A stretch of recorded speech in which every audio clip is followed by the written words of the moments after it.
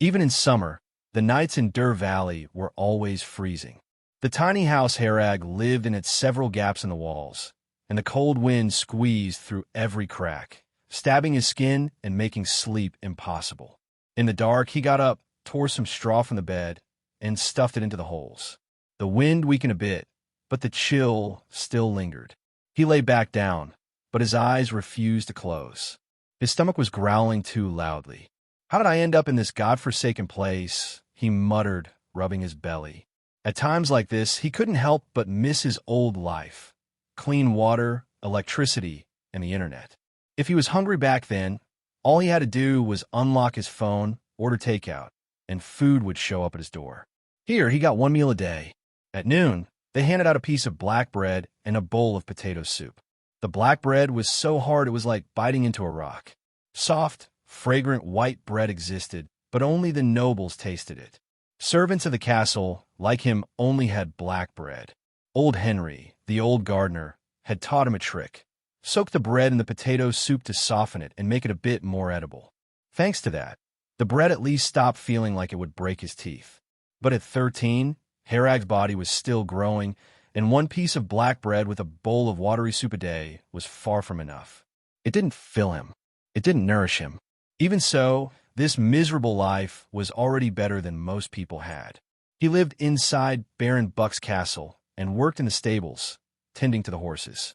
One simple meal a day meant he wouldn't starve. Outside the castle walls, plenty of people drifted on the edge of death without food or shelter. The castle was safe with steady rations. As long as he didn't offend any noble lords or ladies, his life wouldn't be in danger.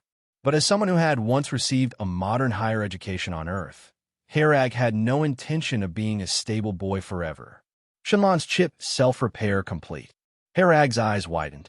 That voice, it was so familiar that for a moment, he wondered if he was just hearing things.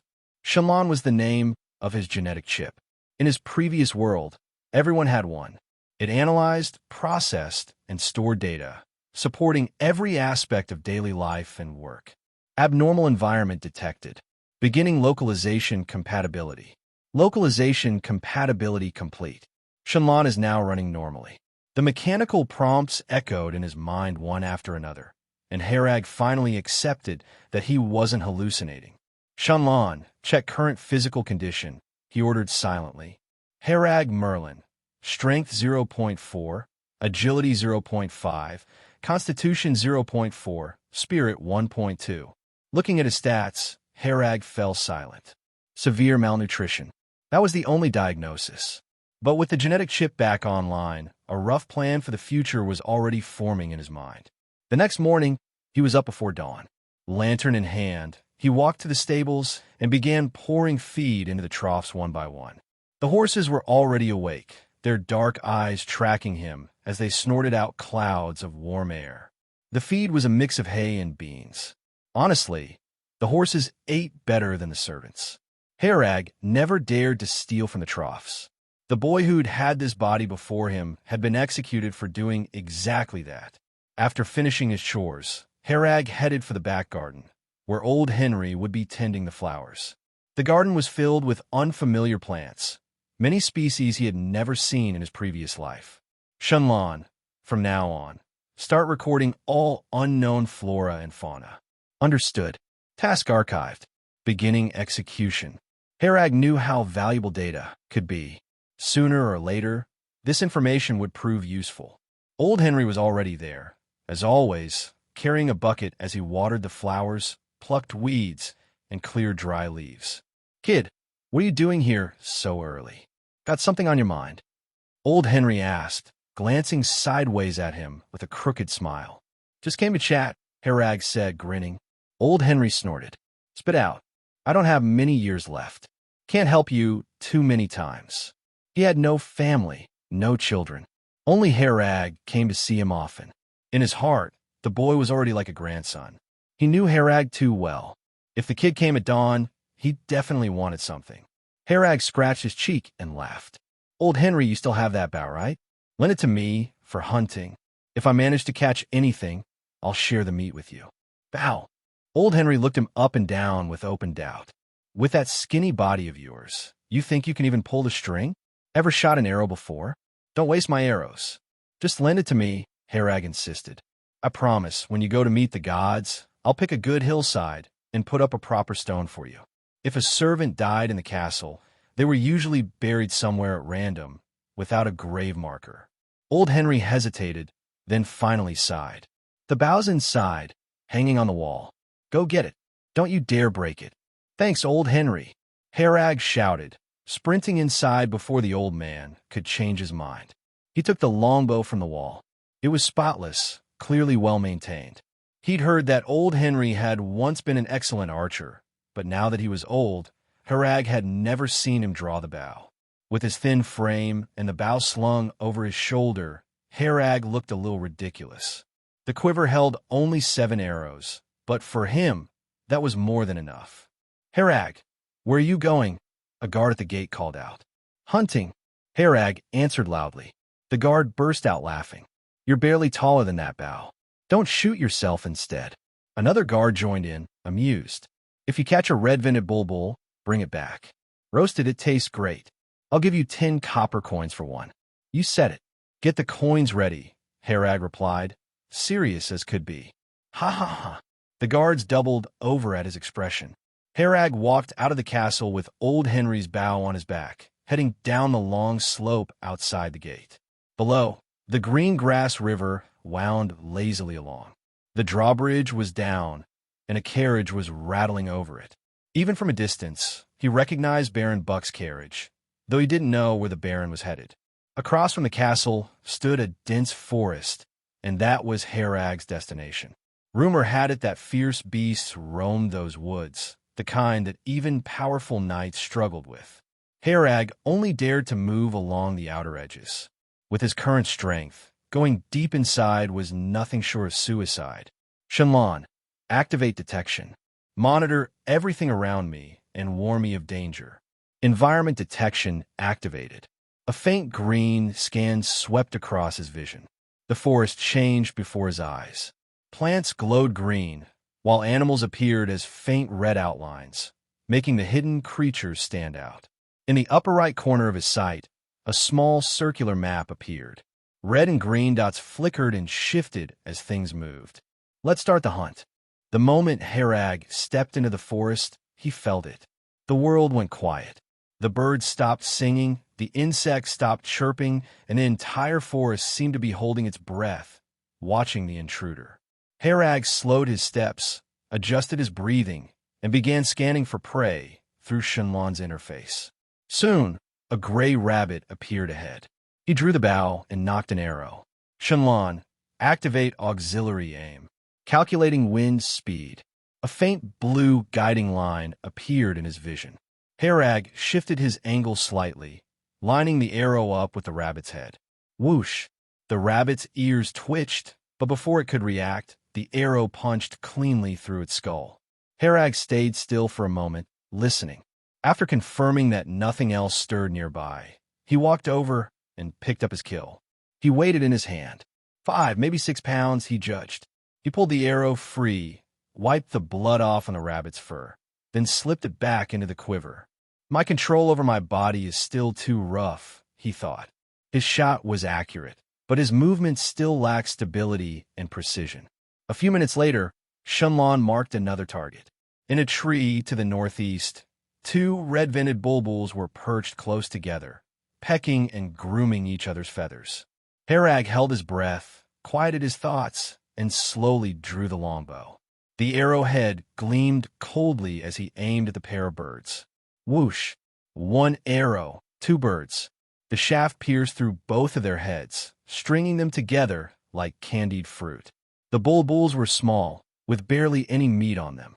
But wild animals were so abundant here that no one cared about conservation. As long as something could be eaten, it was fair game. By the time afternoon faded, Herag's hunt was more than successful.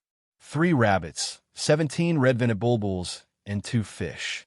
If his body hadn't reached its limit and his arms weren't shaking from exhaustion, he could have kept going. As evening fell and the jungle turned gold under the setting sun, strange bestial roars echoed from deeper within the forest. Herag instantly tensed. Danger. He didn't hesitate and quickly made his way back toward the edge of the woods. At the castle gate, the guards were stunned. "You caught all this?" One of them asked, eyes wide. "Of course," Herag replied with a grin. He lifted the bulbuls. "Here, your red-vented bulbuls. Time to pay up." The guard stared at the long string of birds hanging from Herag's neck and swallowed. He fumbled at his belt pouch, embarrassed. "I'll just buy 5. "Deal," Herag said. He hadn't expected the man to buy them all anyway. Any extra coin was a bonus.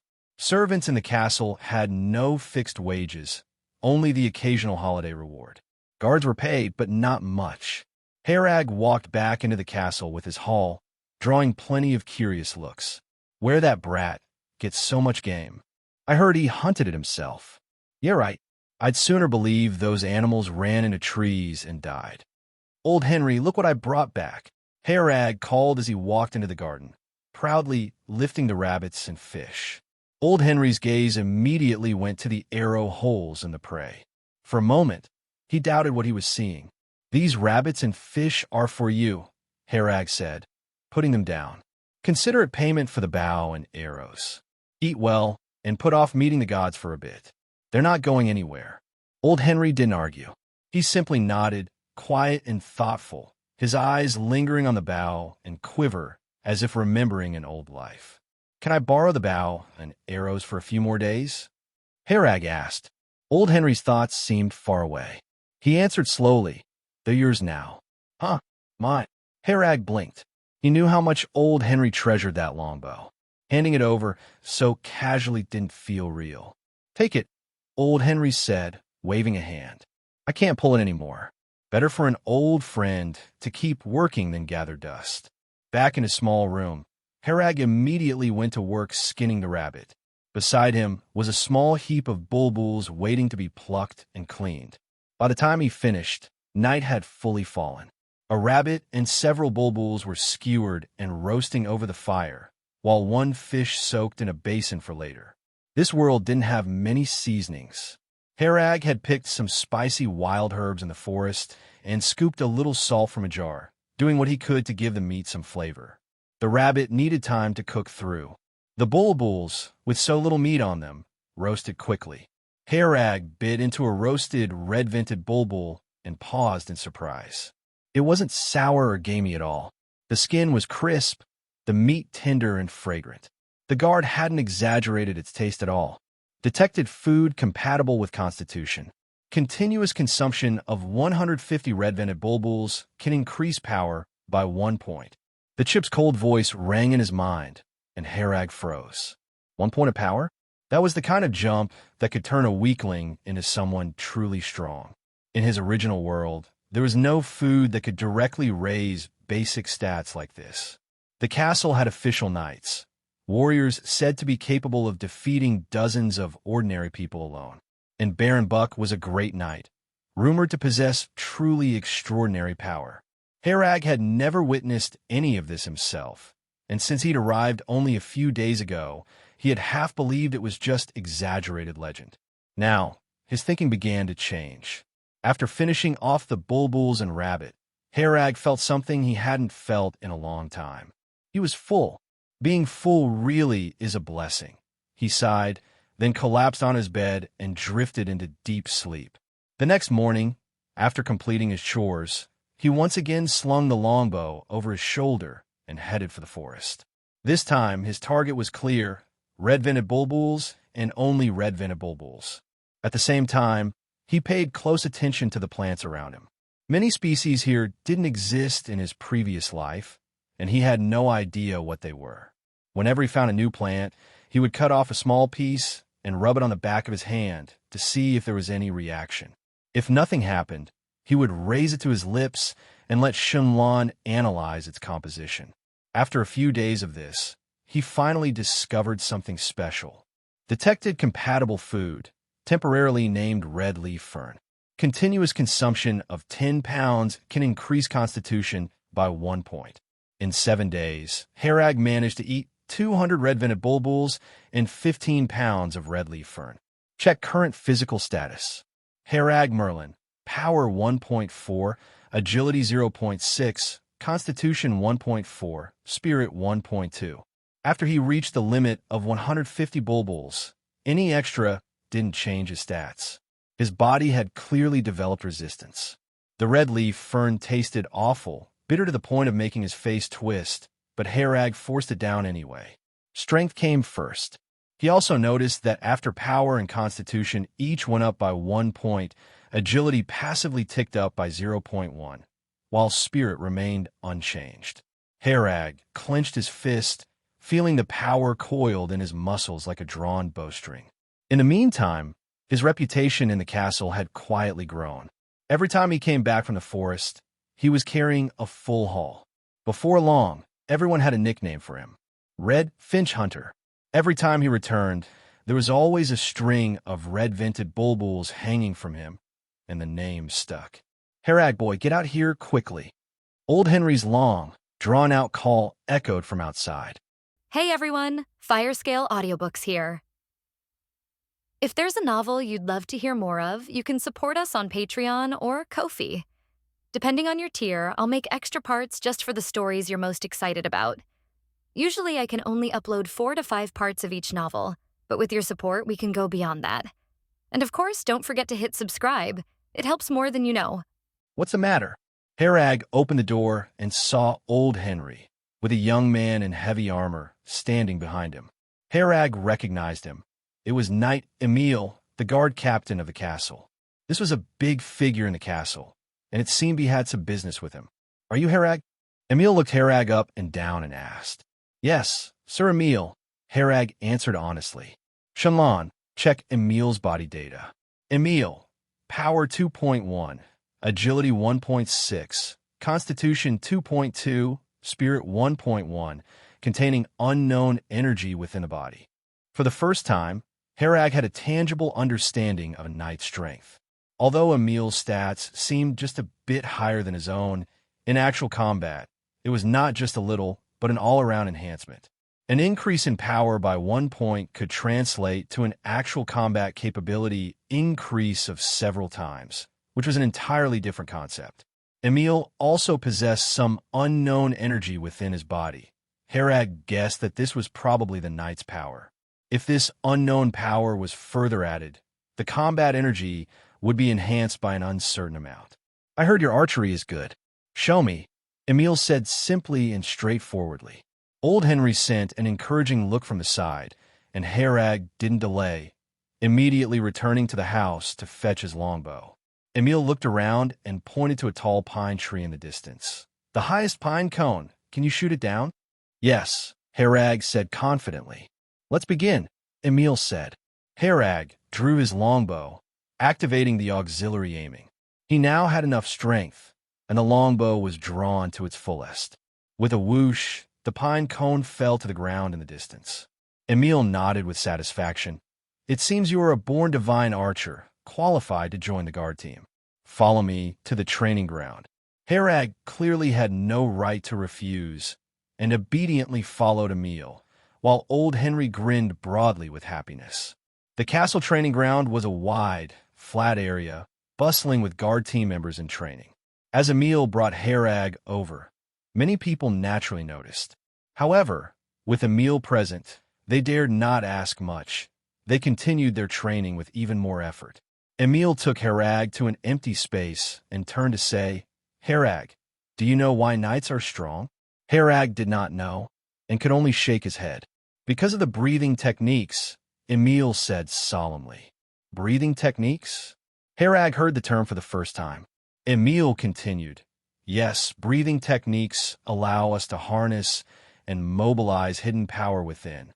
Through cumulative practice with these techniques, not only can our bodies grow stronger, but we might also awaken a life seed. Those who awaken a life seed can be called a knight." "Can I awaken a life seed?" Herag asked. "Not necessarily. Only a very few lucky ones have this potential. Most people can never become knights in their lifetime," Emil said. He looked at Herag and continued, "Your archery talent is impressive. I will teach you the earth-breathing technique next. I hope you can grow quickly to relieve Lord Baron's worries." "Thank you, Sir Emil, and gratitude to Lord Baron." Herag pounded his right fist on his chest in a standard gesture of allegiance, something he was skilled at. Yes. Remember, you must be grateful to Lord Baron for all of this. Emil was satisfied with Herag's attitude. Shenlan, begin recording all of Emil's movements, especially related to the earth-breathing technique, Herag mentally commanded. Recording started. Emil began teaching the earth-breathing technique and said in a deep voice, "Breathing is something everyone is born with. The earth-breathing technique has a unique rhythm that allows a vital energy to be born within you, circulating through your body along a specific path, slowly strengthening your muscles, bones." Earth-breathing technique recording completed. Emil explained the cautions and then said, "Try it once." The earth-breathing technique requires many strange movements, coupled with a unique breathing rhythm for practice, making it difficult for beginners to perform the movements correctly or grasp the breathing rhythm. Shenlan, activate earth-breathing technique auxiliary practice. Shenlan quickly projected every movement in front of Herag, who mimicked them to begin the first movement. Move your right hand up by a centimeter, your left hand down by half a centimeter. After Herag performed the first movement, Shenlan promptly corrected him and provided precise deviation adjustments. Following the chip's guidance, he adjusted his movements appropriately. Emil watched Herag with some surprise and admiration, but said nothing. The earth-breathing technique consists of 15 movements, each challenging. With the chip's assistance, Herag painstakingly completed the entire set of movements and was so exhausted afterward that he could hardly stand upright. Effective training detected. Repeating the set of movements 100 times can increase power by 0.2, agility by 0.5, and constitution by 0.3. 100 times, it doesn't seem like much. Seeing the chip's prompt, Herag felt more motivated. Persistence is not difficult. What's challenging is to strive without seeing progress. Herag could see the immediate feedback, making the cultivation full of motivation. Emil remained silent throughout, only speaking once Herag completed a round of the earth-breathing technique. "You have great talent. I'll be keeping an eye on you." With his busy schedule, he instructed Herag to persist in his cultivation before continuing with his duties. Shenlan, how long does it take to complete 100 times of practice? Based on the current physical state, practicing twice a day is possible. After 7 days of practice, body adaptability will enhance, allowing for estimated practice 6 to 7 times daily, and is expected to complete 100 practices in 23 days. This progress was faster than Herag expected. After that day, Herag's status underwent a change. He was promoted from a lowly servant to a guard of the castle's guard team, receiving a monthly salary of 5 silver coins and being given a set of armor and a longsword. His daily meals improved to 2 meals per day, with meat every 3 days, but this wasn't very important to Herag, who could hunt for meat himself. Emil took him seriously, and during this period, he was exempt from any tasks, needing only to focus on practicing the earth-breathing technique. Herag hunted in the forest daily and then returned to practice the earth-breathing technique, repeating this cycle. 20 days later, Stage 1 of the earth-breathing technique training completed. Current physical state: power 1.6, agility 1.1, constitution 1.7, spirit 1.2. Stage 2 of the earth-breathing technique can begin. Repeating the practice 1,000 times can increase power by 0.4, agility by 0.5, and constitution by 0.5. Seeing the chip's prompts, Herag couldn't help but smile. His hard work over the past few weeks wasn't in vain. His life had become fulfilling. Besides hunting, practicing, and eating, sleep was the only activity. Tomorrow he had a new class. Emil was going to teach him swordsmanship. Herag currently had robust physical qualities, but lacked effective means to counter enemies. Archery was only useful for long-range encounters. In this era of cold weapons, it was more about close combat and melee encounters. In the training grounds of the castle, there's a clearing specifically designated for swordsmanship training. Beside the clearing, there is a wooden rack with a collection of gleaming longswords. The guards usually train with real swords, but they are not sharpened, ensuring a certain level of safety. Herag and Emil each held a long sword, standing opposite each other.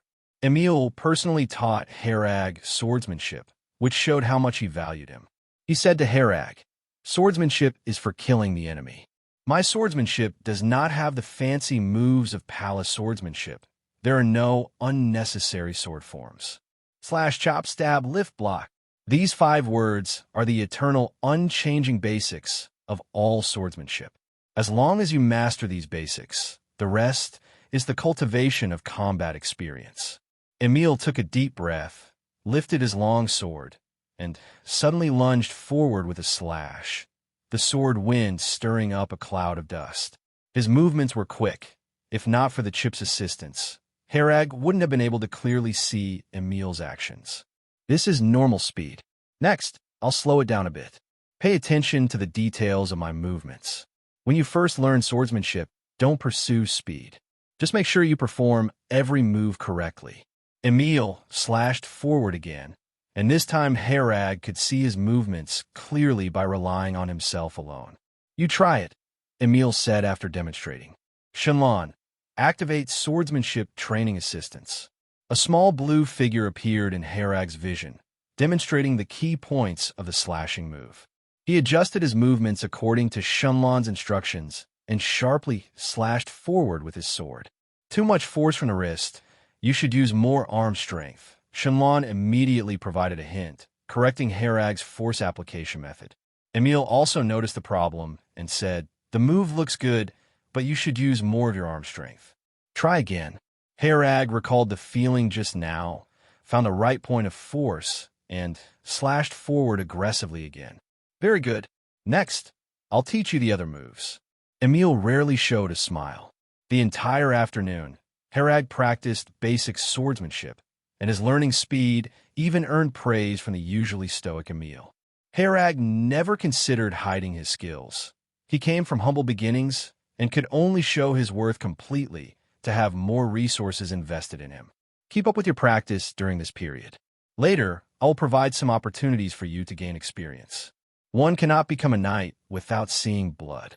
In Emil's heart, he was already nurturing Herag as a preparatory knight. "Thank you, Master Emil." "Thank the Lord Baron." Herag expressed his gratitude. After finishing a day of practice, Herag had just returned to his cabin when housekeeper Ivan delivered his salary. "Housekeeper Ivan, there are 5 extra silver coins." Herag opened the pouch and found more pay than before. "It's not extra, Mr. Herag. Captain Emil reported your situation to the Lord Baron, who specially increased your salary." Ivan, an elderly man with graying hair, said with a kindly smile. "Oh, I see." Emil hadn't mentioned this to Herag, perhaps because he considered it a trivial matter. After receiving his salary, Herag carried a jar of good wine he had bought to the back garden. "Old Henry, I brought you some wine." He entered the garden and saw Old Henry lying on the chair, resting with his eyes closed from afar. "What wine?" Old Henry moved his nose, but couldn't smell anything. Herag placed the wine next to the chair and said, "I have no idea. I asked someone who went to town to buy it for me." "Let me see." Old Henry was invigorated at the sight of wine, got up, picked up the wine jar, and unscrewed the lid for a sniff. "This is Marco family's wine from the town. Really good stuff," Old Henry said, immersed in the aroma. "By the way, my salary went up too. Now, I earn a whole 10 silver coins a month. I'll split half with you." Herag took out 5 silver coins and handed them over. Old Henry scoffed. "What do I need money for at my age? I can't buy meat anymore, and girls in town dread that I might keel over. When you're old, spending money isn't quite as enjoyable as when you're young. You're still young. Take the money and enjoy yourself. All I need is wine." Hearing Old Henry's words, Herag remembered an ancient verse from his previous life. "To buy osmanthus and bring wine, it is not like the youthful wanderings." Suddenly, he thought of something and asked, "Old Henry, do you know how long official knights like Emil can live?" "How long?" "Not too many knights die of old age." "Let me think. I think those I've heard of live to be about 100, a bit longer and healthier than ordinary people." old Henry recalled. What about great knights like the Lord Baron? Herag continued to ask. Old Henry took a sip of wine and replied, Great knights are still human. They're about the same. Only around 100. Herag originally thought knights, wielding extraordinary power, could live much longer than typical humans. He was surprised they only lived slightly longer. Old Henry, are there any people more formidable than knights? More formidable? Old Henry pondered for a moment. Of course, but those are just legends. They say wizards are stronger than knights, but wizards are very mysterious, and no one knows if they truly exist. Wizards? Herag silently committed the term to memory. By the time Herag returned to his cabin, it was already late at night. He had been drinking with old Henry all night. After helping the drunken old Henry to bed, he still left those 5 silver coins behind. He was someone who remembered and repaid kindness.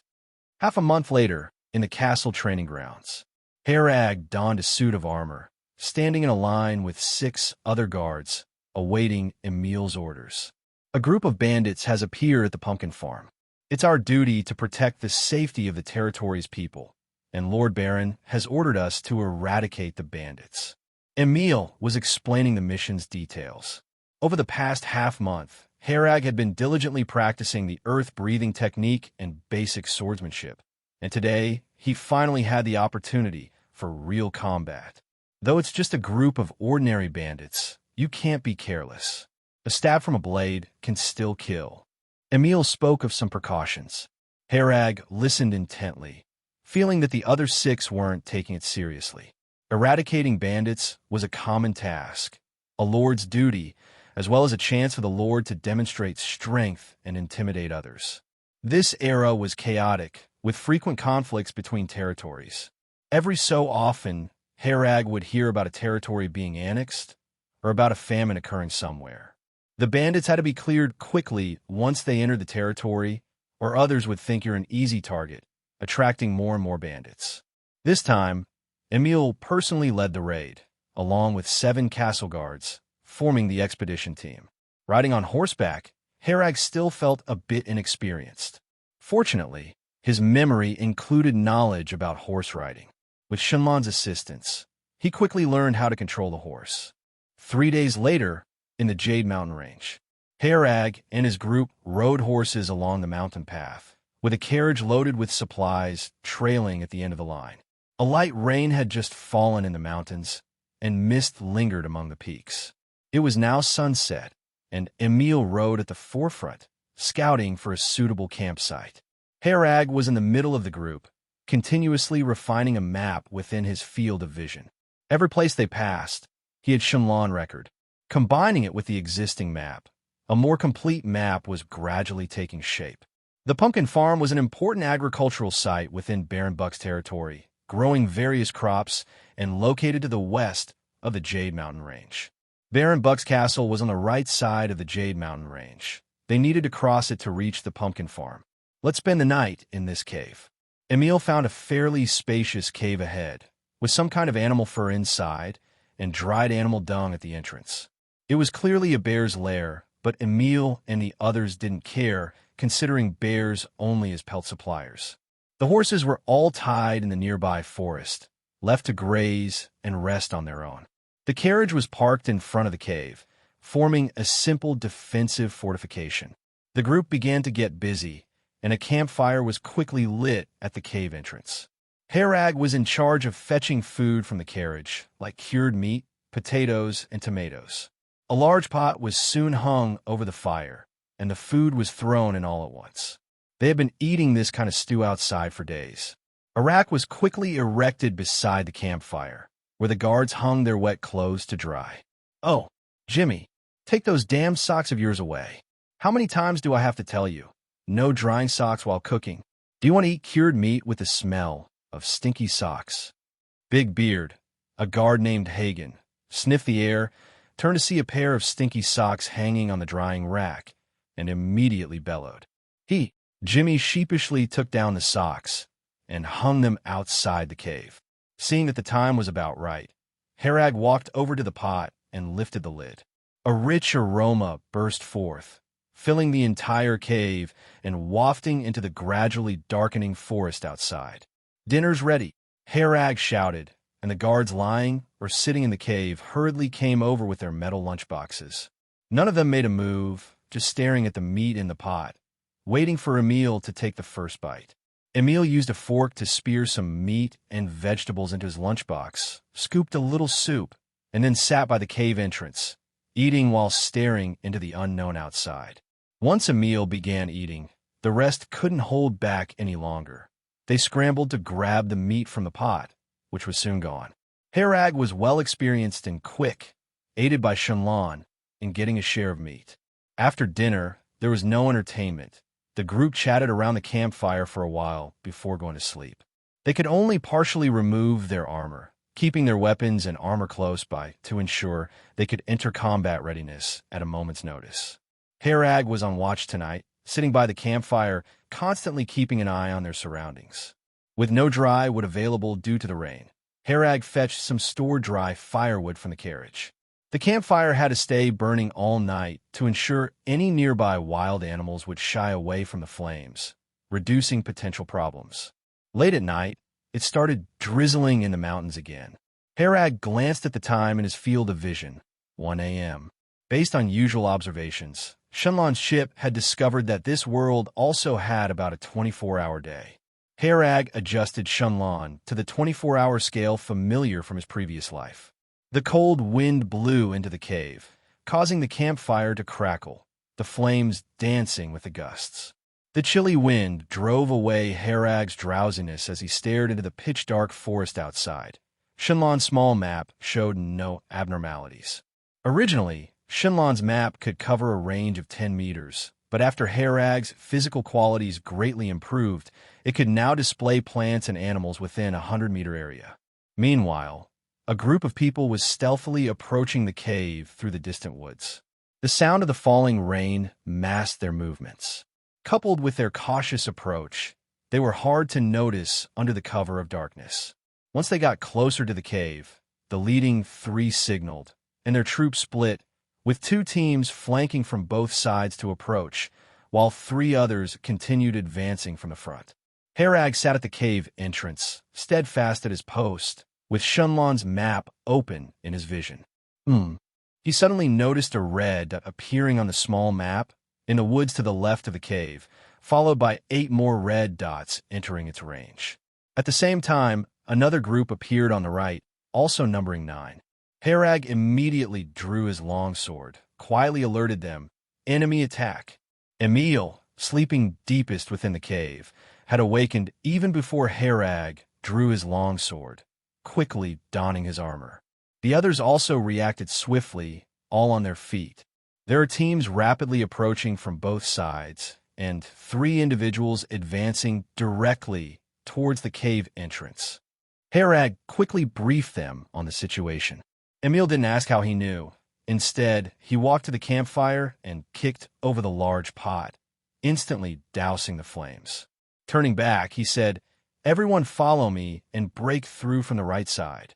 Their horses were in the woods to the right, and without knowing the strength of their opponents, getting away on horseback was a good option. Herag and the others nodded in unison, following Emil out of the cave. "Damn it, don't let Emil escape." One of the lead 3, a man carrying a large sword, roared. Clearly, their actions had alerted those outside. The extinguishing of the campfire had revealed their presence.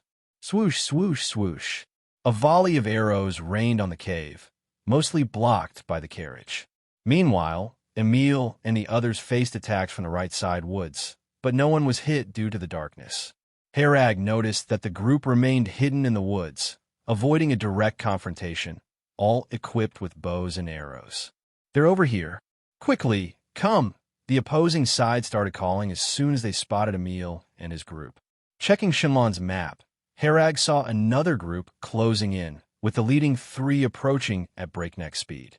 Such speed indicated official knights. They had to break through from the right side swiftly. Shenlan, activate aiming assist. Herag hid behind a tree, dodging arrows while drawing his bow and aiming at the enemies in the woods ahead. Invisible to others, He could see everything clearly with Shenlan's assistance, even spotting those hiding behind trees, giving him a significant advantage despite the darkness. In the woods ahead, an enemy held a longbow leaning against a large tree. He had just fired an arrow, but it missed the target. He hadn't expected to hit anyone. Their leader's task was just to suppress the enemy with firepower and ensure they wouldn't escape. Their plan was very successful. The arrows from their side never stopped, making it difficult for the opponents to charge out.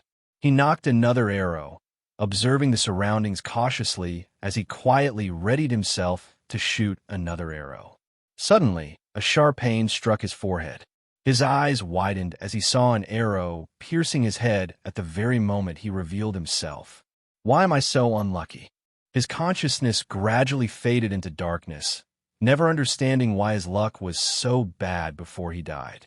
He couldn't believe that the opponent had aimed accurately at him. In such a dark night, it could only have been a random shot, yet it hit him precisely. Herag, after striking the target with an arrow, drew his bow again, aiming at another tree. The moment the person behind that tree revealed themselves, Herag loosed the bowstring, and the foe fell dead. Charge! Emil didn't have time to applaud Herag's archery skills and was the first to rush out. With a night-level body, he could see his surroundings at night, though not as clearly as Herag, nor was his vision as far. After witnessing Herag's consecutive kills, Emil decisively decided to break through. Using the forest trees as cover to evade arrows, within moments, he closed in on an enemy, and with a slash of his sword, the opponent's head fell to the ground. Herag and the others followed closely behind, seizing any available opportunity as they advanced. Whenever a foe showed themselves, he raised his hand and loosed an arrow, never missing so far. Warning! Suddenly, red flashes appeared in his vision, and Shenlan gave a prompt to dodge right. Without any hesitation, Herag rolled to the right. A giant sword crashed down exactly where he had just been. Oh! The man who threw the giant sword let out a surprised sound, clearly not expecting Herag to evade the attack. Herag felt a chill. Had he not dodged, he would have been cleft through the crown by that giant sword. Thanks to Shenlan's prompt, he evaded it. Others weren't so lucky. The three who pursued were all night level, and the other two each killed a guard. Big-bearded Hagen clutched his throat, having been slashed by a slender man with a dagger, and fell powerlessly to the ground, blood pooling around him. The third night level warrior also wielded a sword. The blade was long and fine, typically used in flamboyant court swordsmanship displays. With a closer look, Herag realized the figure was indeed a woman. The female knight pierced through a guard's throat with a single strike and turned her gaze on Herag. Shenlan, detect the opponent's body data. Power 2.1, Agility 2.3, Constitution 1.9, Spirit 1.2, contains unknown energy within. Herag put away his longbow and drew his longsword. The opponent's agility was far superior. Running would only expose his back and quicken his death, leaving no choice but to fight to the death. At that moment, a hand pressed on his shoulder. Originally about to break out, Emil turned back, addressing the surviving Herag and others. You guys go first. They're after me.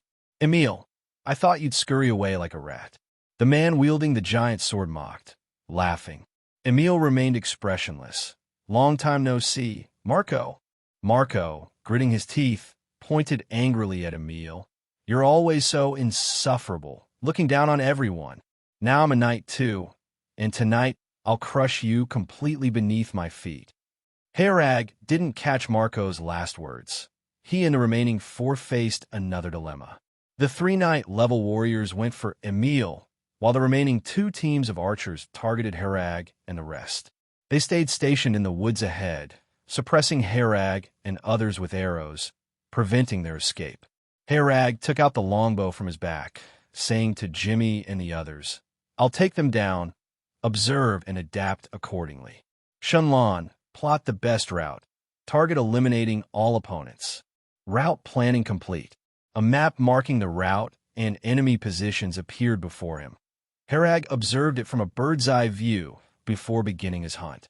Simultaneously, Shenlan monitored all enemy movements, predicting the arrow paths in advance. Utilizing the darkness, Herag easily dodged these arrows, drawing bow and arrow, eliminating the enemies in the woods one by one.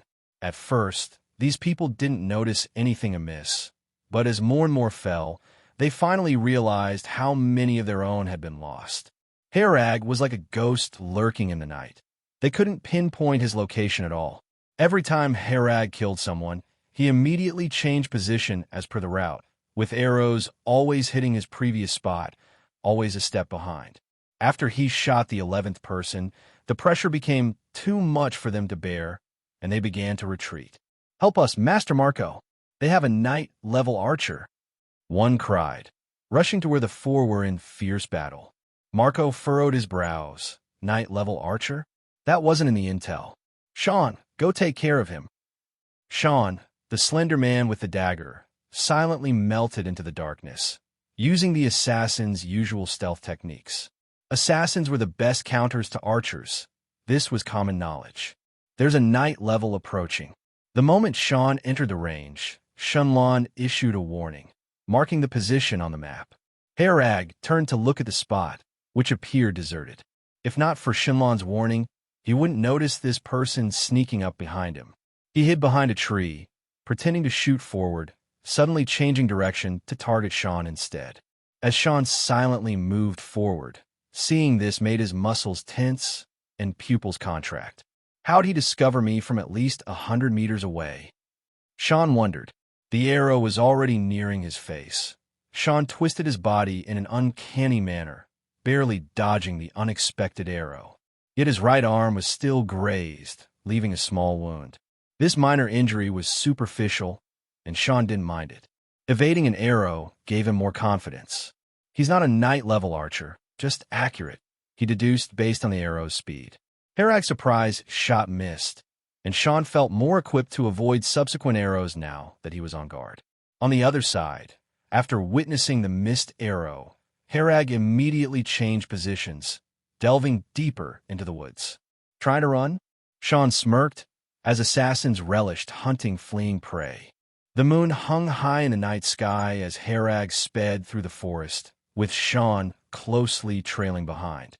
His speed surpassed Herag's, but the trees and other obstacles in the forest hampered his progress. Damn it, how does this guy know the area so well? Sean cursed under his breath. Herag moved at full speed throughout, as if he was intimately familiar with every tree and hiding spot, like someone who had grown up there. More crucially, Herag would occasionally turn and shoot an arrow. Each shot was timed with incredible precision, just as Sean was about to burst forward with speed. A cold arrow would come his way, forcing him to twist his body to dodge, widening the distance between them again in the blink of an eye.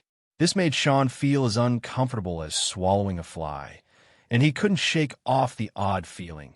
Could it be a coincidence? After several such instances, Sean finally couldn't take it anymore. "Die, kid." Detecting unknown energy surge in the opponent's body, predicting an increase in strength by 0.7, agility by 1.1, and constitution by 0.5. Whoosh! A chill ran down Herag's spine.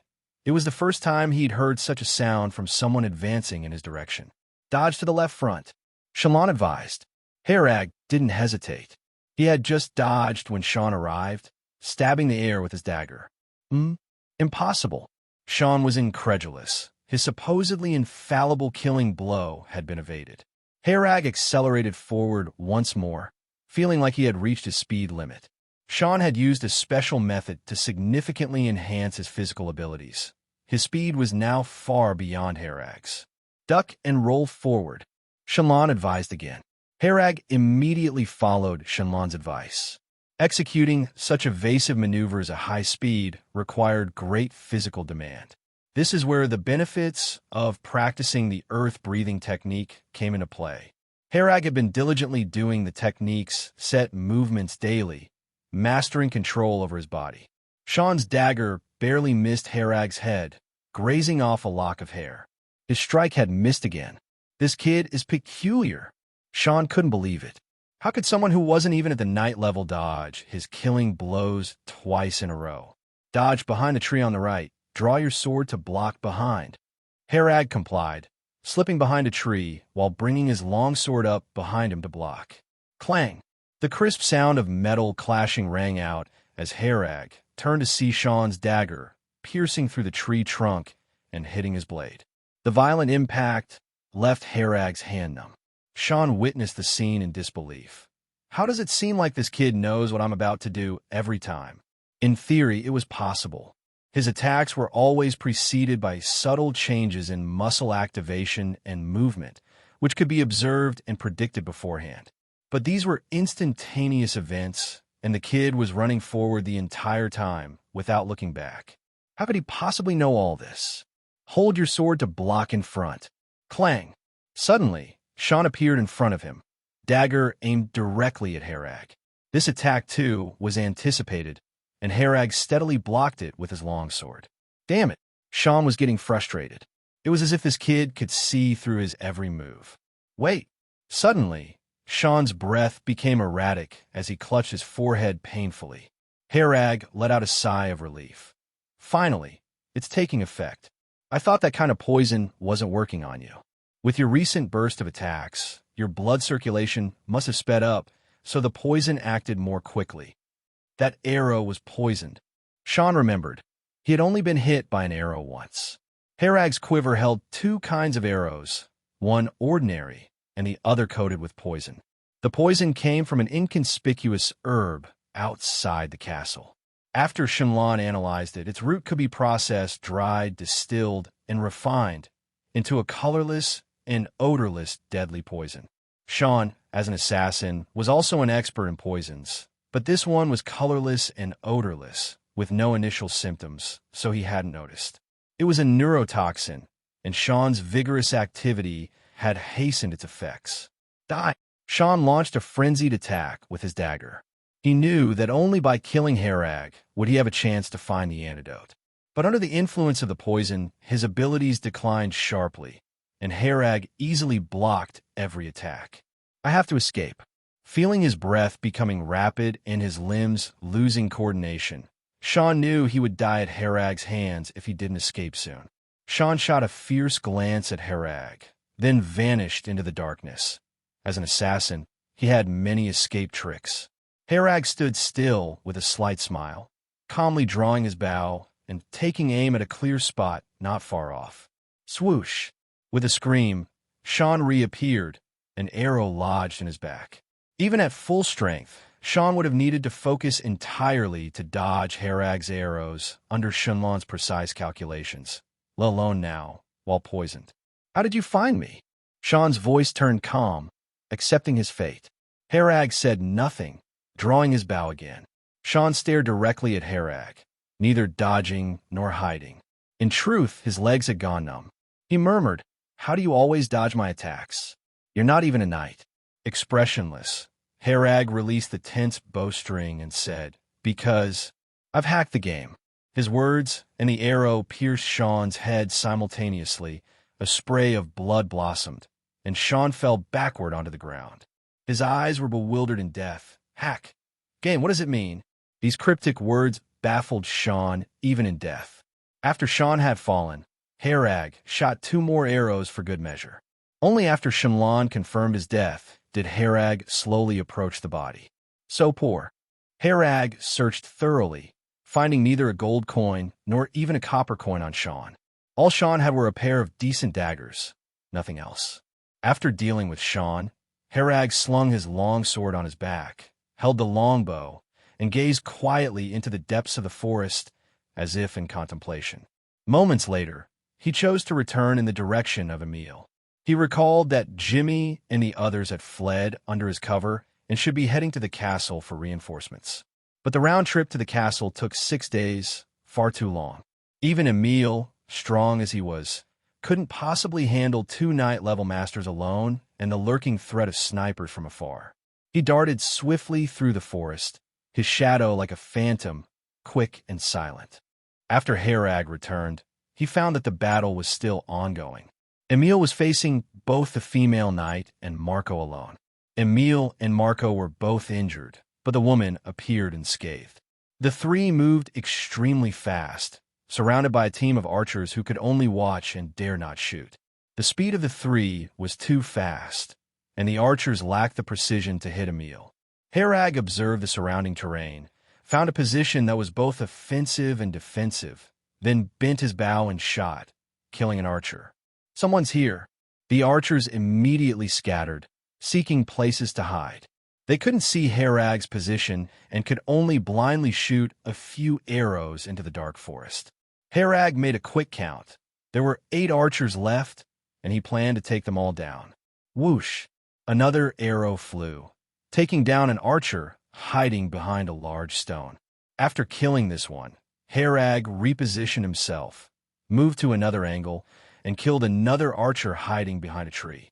The archers were in utter terror, unable to locate Herag's position. No matter how they hid, the cold arrows would find their way from behind or from the sides. Escaping was impossible. Marco and the female knight couldn't afford to care about them either. Their battle had reached a fever pitch, leaving no one to spare a moment for Herag. A one-sided slaughter began, with Herag transforming into the Grim Reaper, taking down an archer with each arrow. 10 minutes later, all the archers were dead. After finishing, Herag stayed hidden in the mountain forest, bow bent, but not shooting. He was waiting for the right moment to strike. The three moved swiftly. Shenlan was calculating a high speed. The moment an opportunity appeared, Herag would make his move. The female knight seemed to always be watching Herag, leaving no openings with her cautious strikes. Marco, however, was in a killing frenzy, intent on a life-and-death battle with Emil, which Herag saw as a breakthrough point. After all, they were human, not machines. Humans always make mistakes.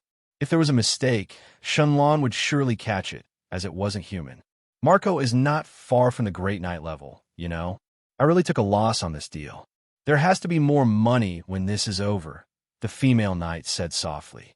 Marco was inexplicably enraged, shouting, "Shut up! If you went all out, he would be dead by now. If I went all out, he would fight us to the death.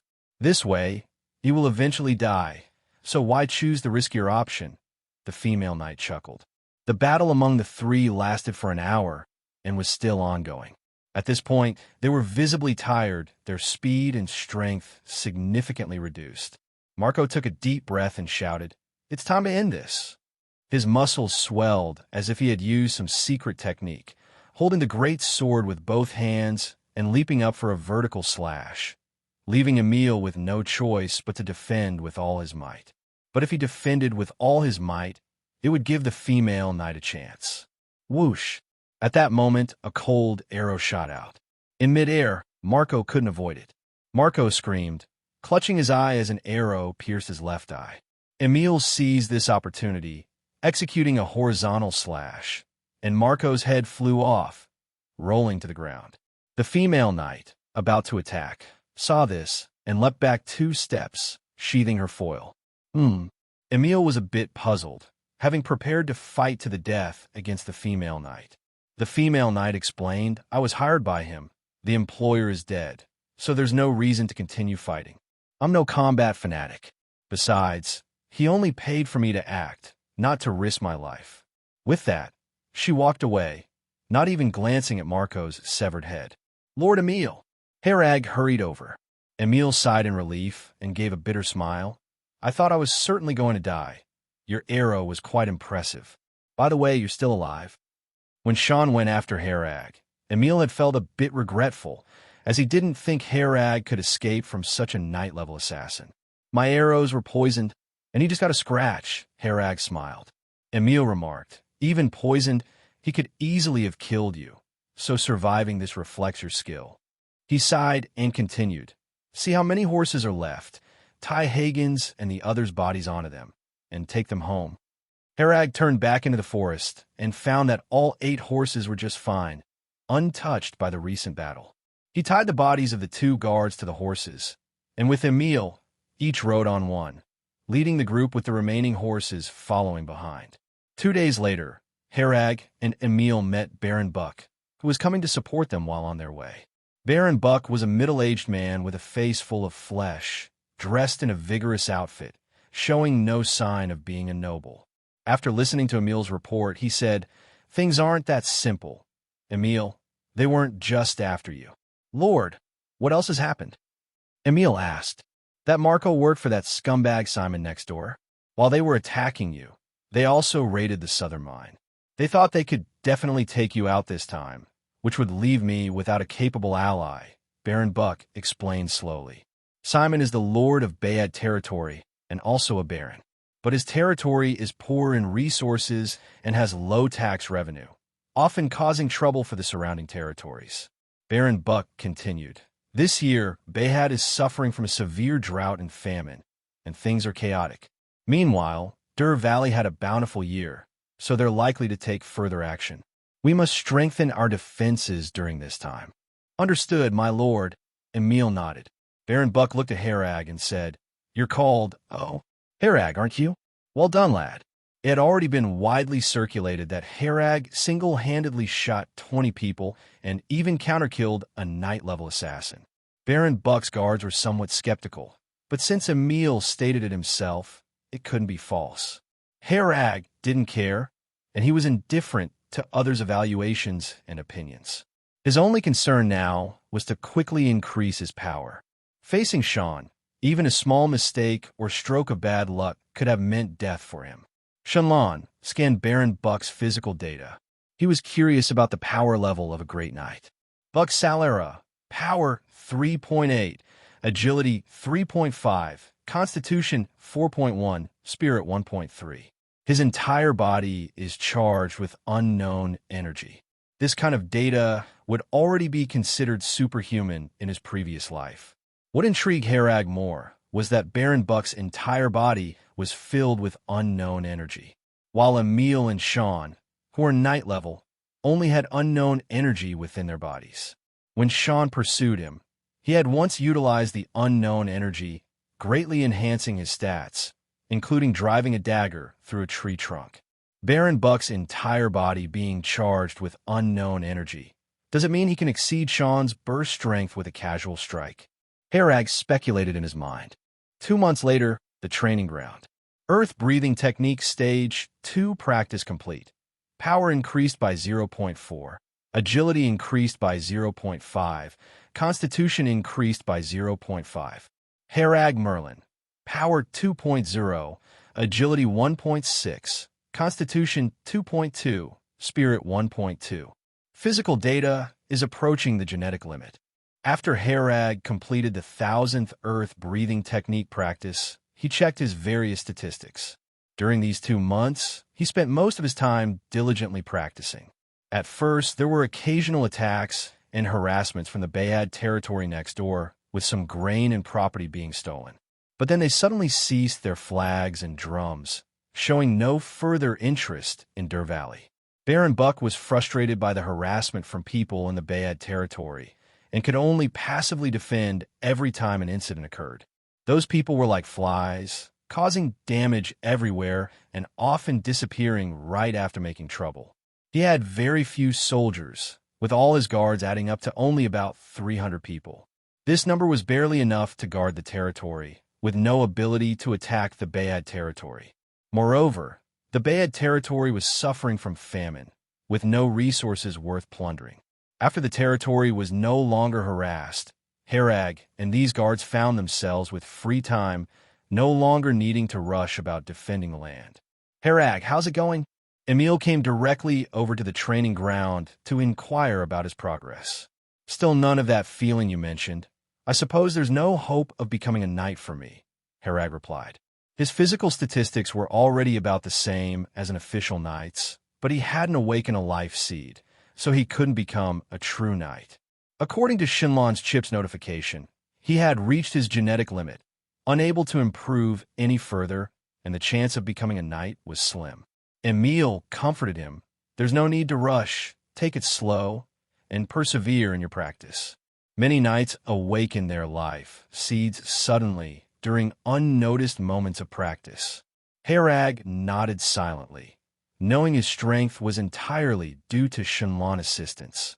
and in reality, he didn't possess the talent to become a knight. Emil, an appealing female voice rang out from the edge of the training ground. Emil looked up, visibly surprised and flustered. Only after flickering his gaze a few times did he bow his head and greet. "Miss Melissa, when did you return?" Melissa, Baron Buck's eldest daughter, was wearing an elegant gold long dress, gracefully walking over, her skin fair and exposing a hint of whiteness at her chest. She sneered and said, "What? Surprised to see me? If I told you beforehand when I'd return, would you have found an excuse to patrol the territory?" Emil still dared not look up, quickly explaining, "The territory's been unsafe lately. If I knew you were coming back, I could have prepared to pick you up."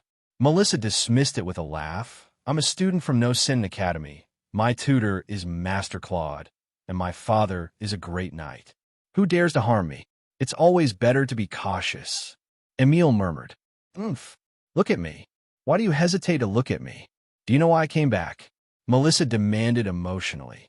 Emil seemingly gathered a lot of courage to look up, only for a brief glance into Melissa's eyes before diverting his gaze away quickly. "I'm back to get married. My father is marrying me off to the Duke of Tulip's son," Melissa confessed tearfully. Emil was silent for a long time before speaking. "That's good. The Duke of Tulip's territory is vast. You should have a good life there. Is that all you have to say?" Melissa asked, her eyes red with emotion. Emil remained silent. "I'm in love with you. You're in love with me too. We both know this. Why can't you be brave enough to be with me? Who says knights can't marry their own miss? Let those outdated societal rules go to hell. We are young people. Our mentor told us the times have changed, and we have to take charge of our own lives. My father values you so much. If you tell him, he will surely agree." Melissa cried out in anguish. Herag stood awkwardly aside. By now, there were only the three of them on the entire training ground. Being too close, Herag found it difficult to leave or stay, so he stood silently at the side, pretending to be invisible. Emil struggled to speak, but eventually chose silence. This was Herag's first time witnessing Emil so helpless and flustered. Slap! Melissa slapped Emil hard, then left crying. Emil stood there, staring blankly at Melissa's departing silhouette, and kept silent for a long while. After quite some time, Emil left alone as well, leaving Herag the only one left on the vast training ground. Herag knew he might have heard something incredible, but dared not speak out, escaping to the back garden instead. Old Henry's health had been progressively failing lately, diagnosed by Shenlan with several common senior ailments, leaving it uncertain if he could survive this winter. "Tell Mary if you need anything. I've provided her the budget." Herag spoke while sitting at the bedside. Old Henry lay in bed, his breaths erratic. Mary was an old maid in the castle whom Herag had employed. Lately, Herag had been performing well, and his good relations with Emil raised his status outside the castle too. He had mentioned to Emil that old Henry needed care, and Emil had quickly arranged it, but Herag still had to pay the wages himself. Spending some time chatting with old Henry about the recent happenings in the realm, old Henry fell asleep during their conversation. He instructed Mary to look after old Henry and return to his cabin. It was no longer the leaky old hut, but a house all his own. He had a few gold coins in his pocket now, reward from Lord Baron for his bravery in killing enemies. Even if he couldn't become a knight, his combat skills were unmatched among the castle guards. A regular person might settle for this position, living such a life contently. Herag leaned against the window, looking at the enlarged round moon in the sky, knowing he wouldn't be satisfied with this. He knew he hadn't yet gained control over his destiny. Yet the path of a knight was nearly blocked, and wizards only existed in legends, leaving him a little lost. The news of Miss Melissa joining the Tulip family quickly spread, enveloping the entire territory in festivity. Everyone knew what this implied. Dur Valley would no longer need to fear harassments from any territory. No lord of the Norton Kingdom would dare invade Dur Valley unless an enemy country intruded. No one knew how Baron Buck got in touch with the Duke of Tulip, but indeed, the people of Bayad territory ceased their harassment of Dur Valley. Herag, In the next 2 months, you'll accompany me to guard Pumpkin Farm. Emil came to find Herag early in the morning, a pack on his back as if long prepared.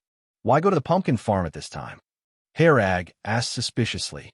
Now that the autumn harvest was over, there was nothing at the pumpkin farm, and no one would cause trouble there, so it had no value for stationing guards.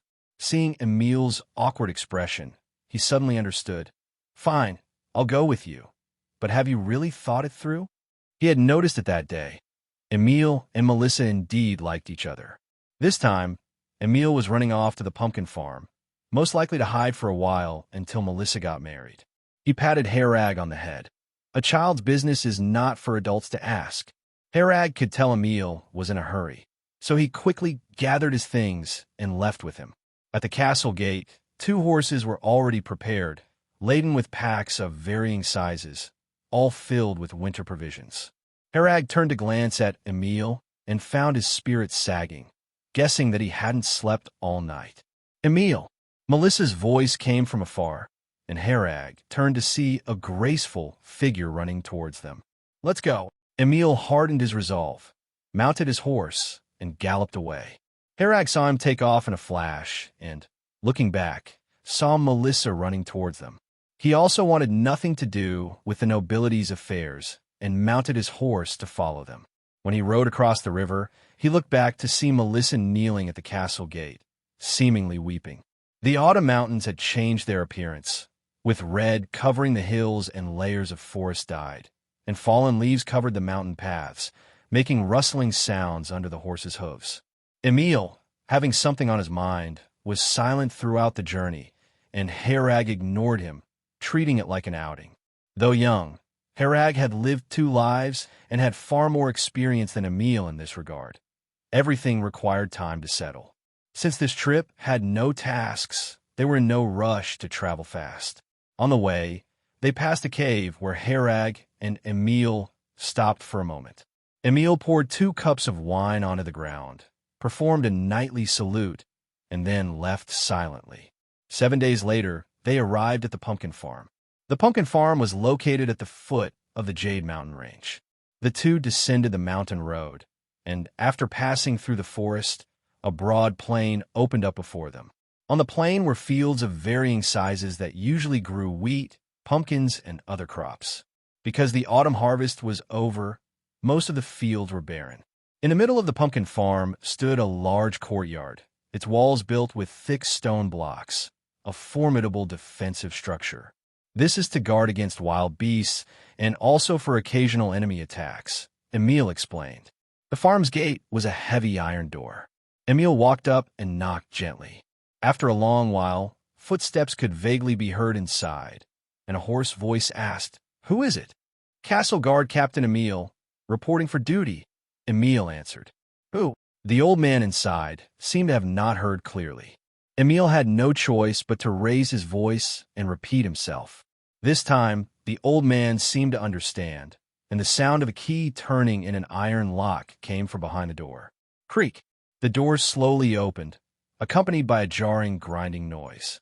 A tremulous old man, dressed in a bulky cotton jacket, appeared behind it. The skin on the old man's face was dry as bark, and his eyes were cloudy. It was unclear if he could see. "Are you Massimo?" "I'm Emil, and here's my token." Emil took out his knight captain badge and handed it over. Massimo took the badge without looking at it, felt it with his hands, and then returned it to Emil, saying, "Come in." "He's the farm's only guardian, having stayed here for 40 years, Emil introduced. 40 years. Herag looked at the staggering old man, somewhat shocked. "Remember, at night, do not leave your room. No matter what sounds you hear, don't come out. There are demons in the mountains. In past winters, some guards stayed here, but they disappeared the next morning, so be extra careful." Massimo walked ahead, saying, "Demons? Do such things really exist?" Herag asked. Massimo didn't respond, ignoring Herag. Emil said, "There really were guards sent here to stay in the past winters, but without exception, they vanished, so no guards are posted here for the winter now." "Then why are we here?" Herag wore a "you tricked me" expression. Emil laughed. "Haha, the talk of demons is just rumors. There are many wild animals searching for food in the mountains during winter, so going out at night is indeed risky. But you and I, are we afraid of animals? Herag thought this over. The usual beasts were just appetizers.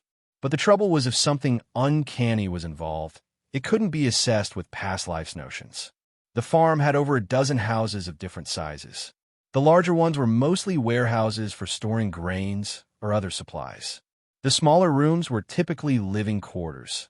Massimo lived in the northernmost small house, while Emil and Herag stayed in a 3-story large house in the center of the farm. The house was relatively messy, but after tidying up a bit, they managed to give it a hint of livability. The house even had a cellar. Emil opened the wooden panel covering it, lowered an oil lamp inside, and after confirming it didn't go out, he ventured down. The cellar had bags of flour and several large barrels. Emil's face lit up with joy. He picked up a barrel and sniffed it. This is all fine wine. The two brought a barrel up, found 2 cups, and poured out some crimson wine, letting the rich aroma spread. Cheers! Emil smiled. Cheers! Both were weary from the long journey, and the wine was just the refreshment they needed.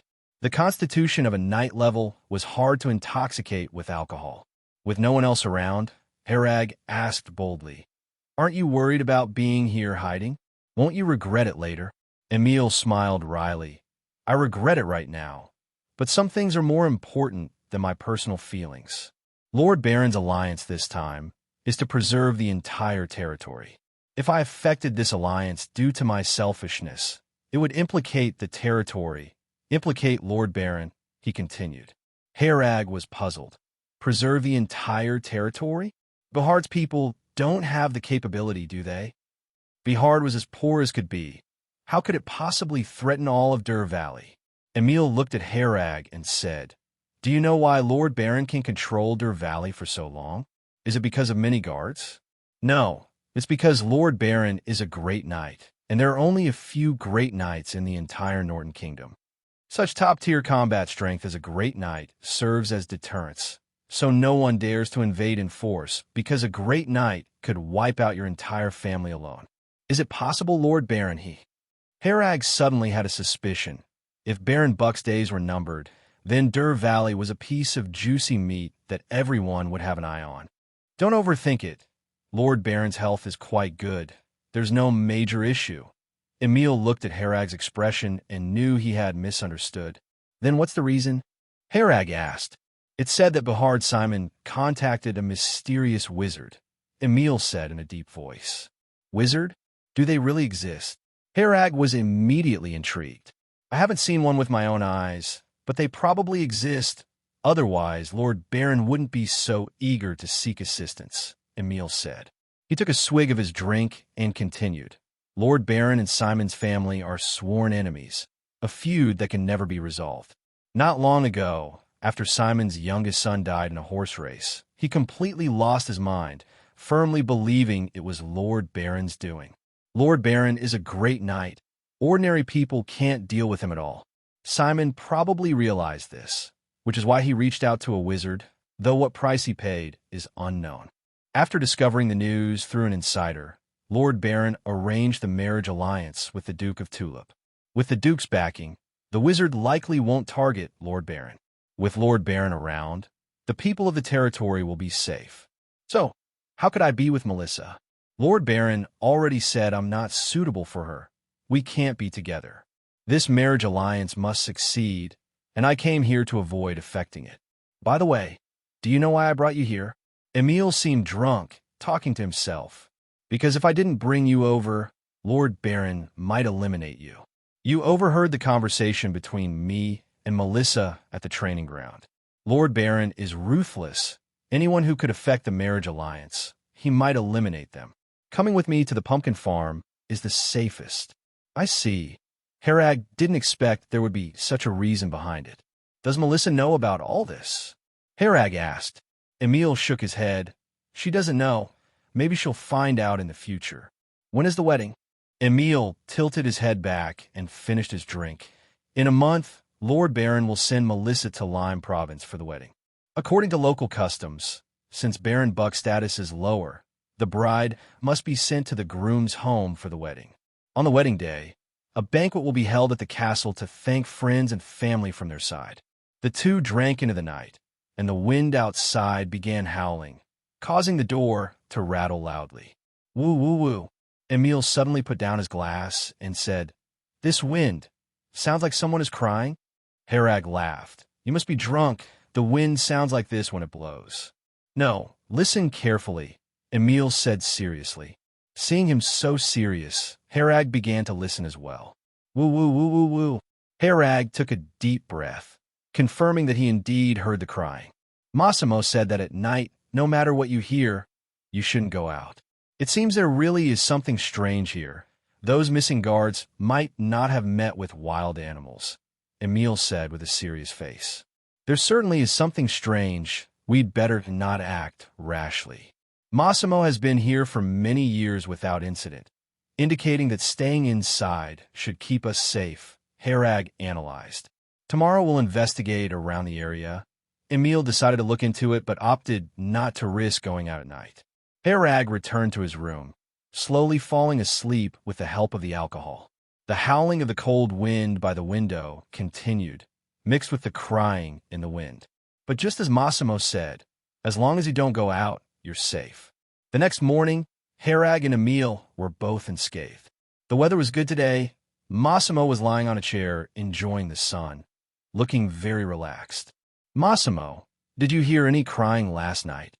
Emil decided to ask the old man who had been there for 40 years. Massimo didn't hear clearly. Emil walked closer and asked again. "Crying?" Massimo recalled. "You mean the wind? Heard it when I was young. After my ears got injured, I haven't heard it since. Now that I'm old, even listening to you guys talk is a chore, let alone hearing the wind." Herag smiled and gestured for Emil to go check outside. The pumpkin farm was surrounded by mountains, making it impossible to determine where the crying came from, so they could only walk around and see if anything unusual was happening. Herag rode his horse across the plains, feeling a sense of freedom looking at the distant snowy mountains. "Let's check the north first." Emil, after looking at the map, decided to head north first. The north was a region of snow-capped mountains, with a deep lake at the foot, its bottom unseen. This lake is strange. It only has water in winter, the rest of the year it's dry. Emil explained by the lake. "That's so odd." Herag looked at the calm lake surface, not noticing anything peculiar. He crouched by the lake, feeling some strangeness suddenly. A bit dizzy, he found that staring at the lake bottom made him feel slightly dizzy. This lake water is unusual. He lowered his body a bit, intuition telling him something was in the lake bottom. A pale human face emerged on the water's surface, indistinguishable if male or female, with hollow eyes. "Warning! Warning! Unknown radiation detected. Effects unknown. Herag, wake up!" Herag realized he had fallen asleep at some point, and Emil was shaking him awake with a serious expression. "What happened to me?" Herag asked, confused. "You fainted by the lake. I called you for a long time before you woke up," Emil explained. "Fainted?" Herag had no memory of this. "Right, I just saw a person at the lake bottom. Looked like they had been soaking in the water for a long time." Emil didn't doubt his words, but cautiously pulled Herag back. "I also looked at the lake bottom, but didn't find anything unusual. But since you fainted by the lake, it means there's something strange here. Though I can't see anything, my intuition tells me it's dangerous. Let's go. Don't come here again." Emil had no desire to investigate further. He was curious but rational, avoiding matters beyond his capabilities. Unknown radiation. Herag was contemplating the unknown radiation, pondering what it could possibly be. The detected radiation matches the constitution, stored in the body, usage unknown, lacking effective information. Spiritual power increased by 0.3. Seeing these messages, Herag was intrigued. It was the first time he'd seen his spiritual power change. The food and training methods he'd encountered could only increase strength, agility, constitution, never spiritual power. He hadn't seen anyone with high spiritual power. Even a great knight like Baron Buck only had 1.3. Query body data. Herag Merlin, Strength 2.0, Agility 1.6, Constitution 2.2, Spirit 1.5.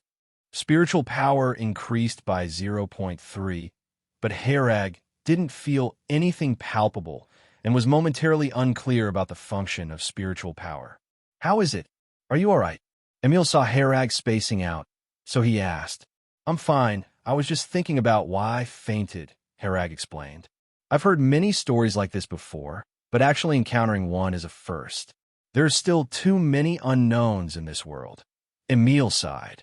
After leaving the northern lake, Herag and the others continued to inspect other areas, but they didn't find anything unusual. "Once the wedding is over, I will report the strangeness of this place to Lord Baron," Emil noted.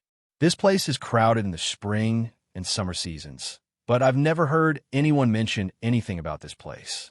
And the lake water only appears in winter, indicating that the cries at night only occur in winter, that is, when the lake water appears," Herag briefly summarized. Whenever he thought of that pale face he saw on the lake, his back felt a chill. He didn't know what it was, but it couldn't have been his hallucination. The sunset dipped westward, and the golden sunlight cast on the snowy mountains created a different kind of scenery. At night, the wind blew stronger and stronger. The sound of the wind howled, more intense than the night before. Woo-woo. The familiar crying sound rang again, and it was more noticeable than the previous night. Herag lay inside the house, ignoring the cries coming from afar. Unexpectedly, the cold wind outside became violent, slapping his windows. Woo-woo-woo. The cries grew louder, and Herag pricked up his ears to listen, feeling as if the cries were right outside his window. Shenlan. He glanced at the little map of Shenlan, but there was nothing outside, no sign of animals or people. Woo-woo-woo. A particularly piercing scream of a woman sounded, and Herag immediately felt his head go blank with a splitting headache, and his vision flickered between black and white, on the verge of fainting at any moment. Detected unknown radiation energy attack. It is recommended to temporarily block hearing. Block hearing. Herag immediately issued the command. Whoosh! The whole world seemed to quiet down, and Herag's head no longer ached.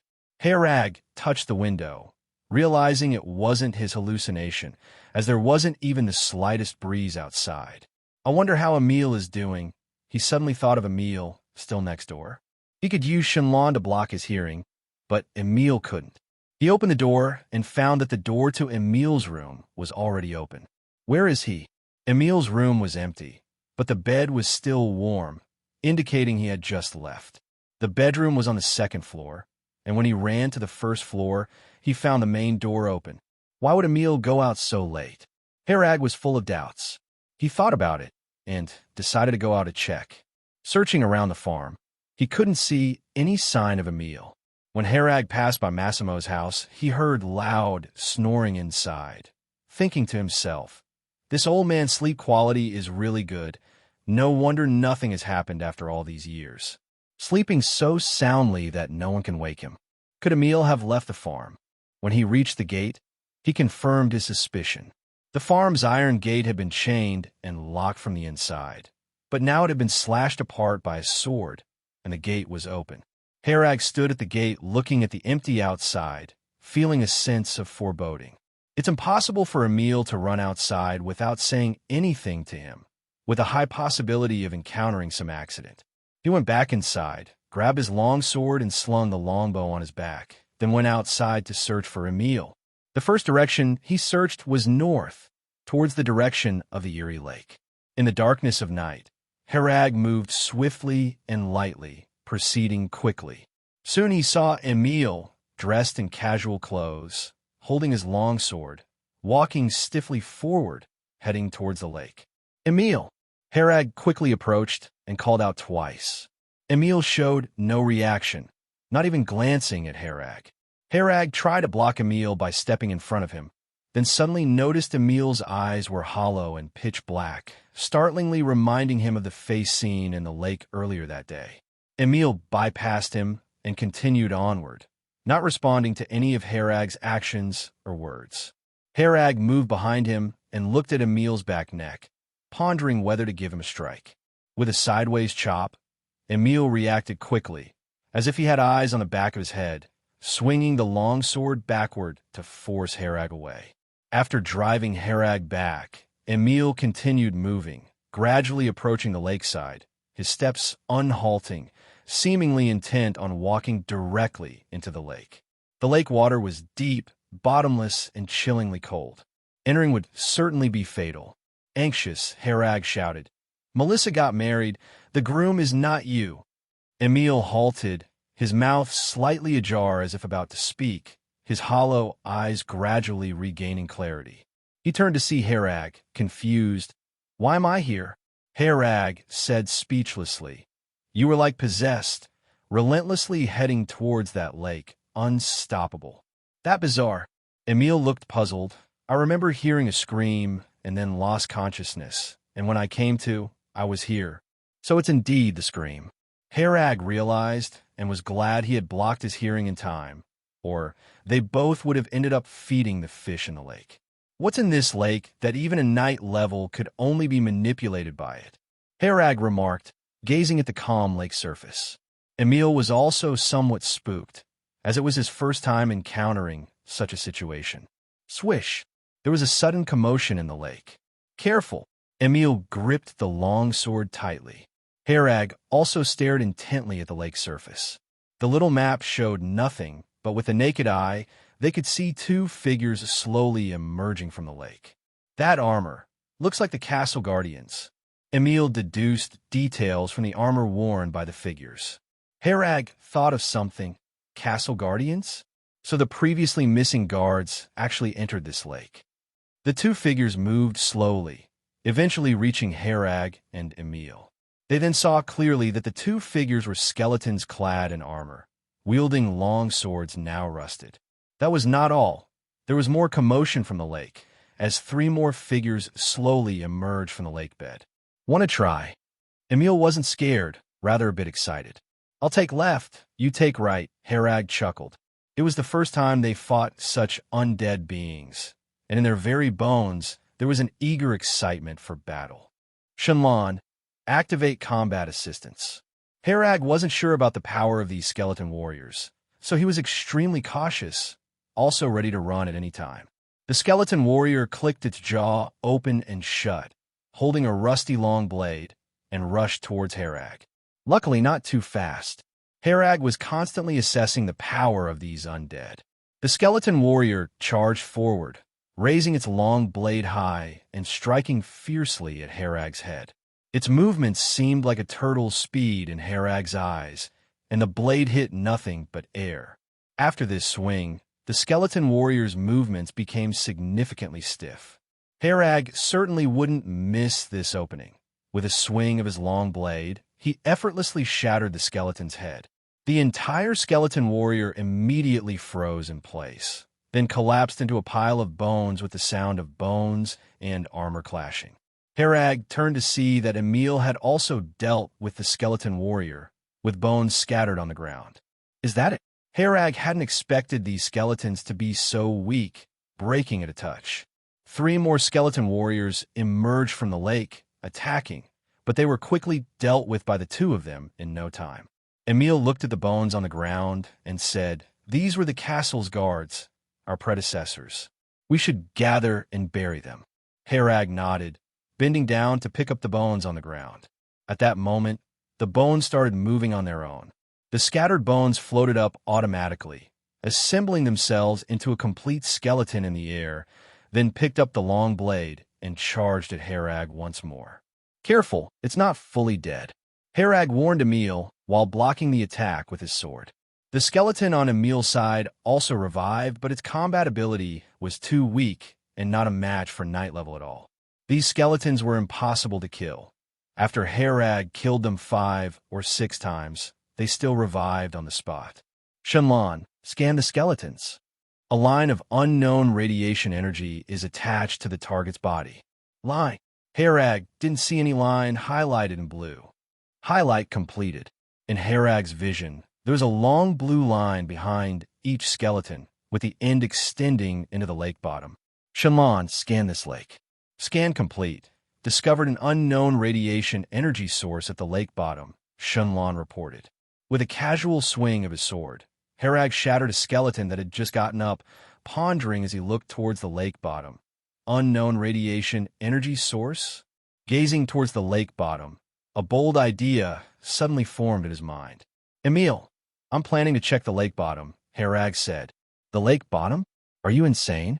There's something strange down there, Emil exclaimed. Herag replied earnestly. It might not be as terrifying as we imagine. Are you sure? Emil asked. Herag couldn't be sure, just have to try. Having reached the end of the road as a knight, making further progress was difficult.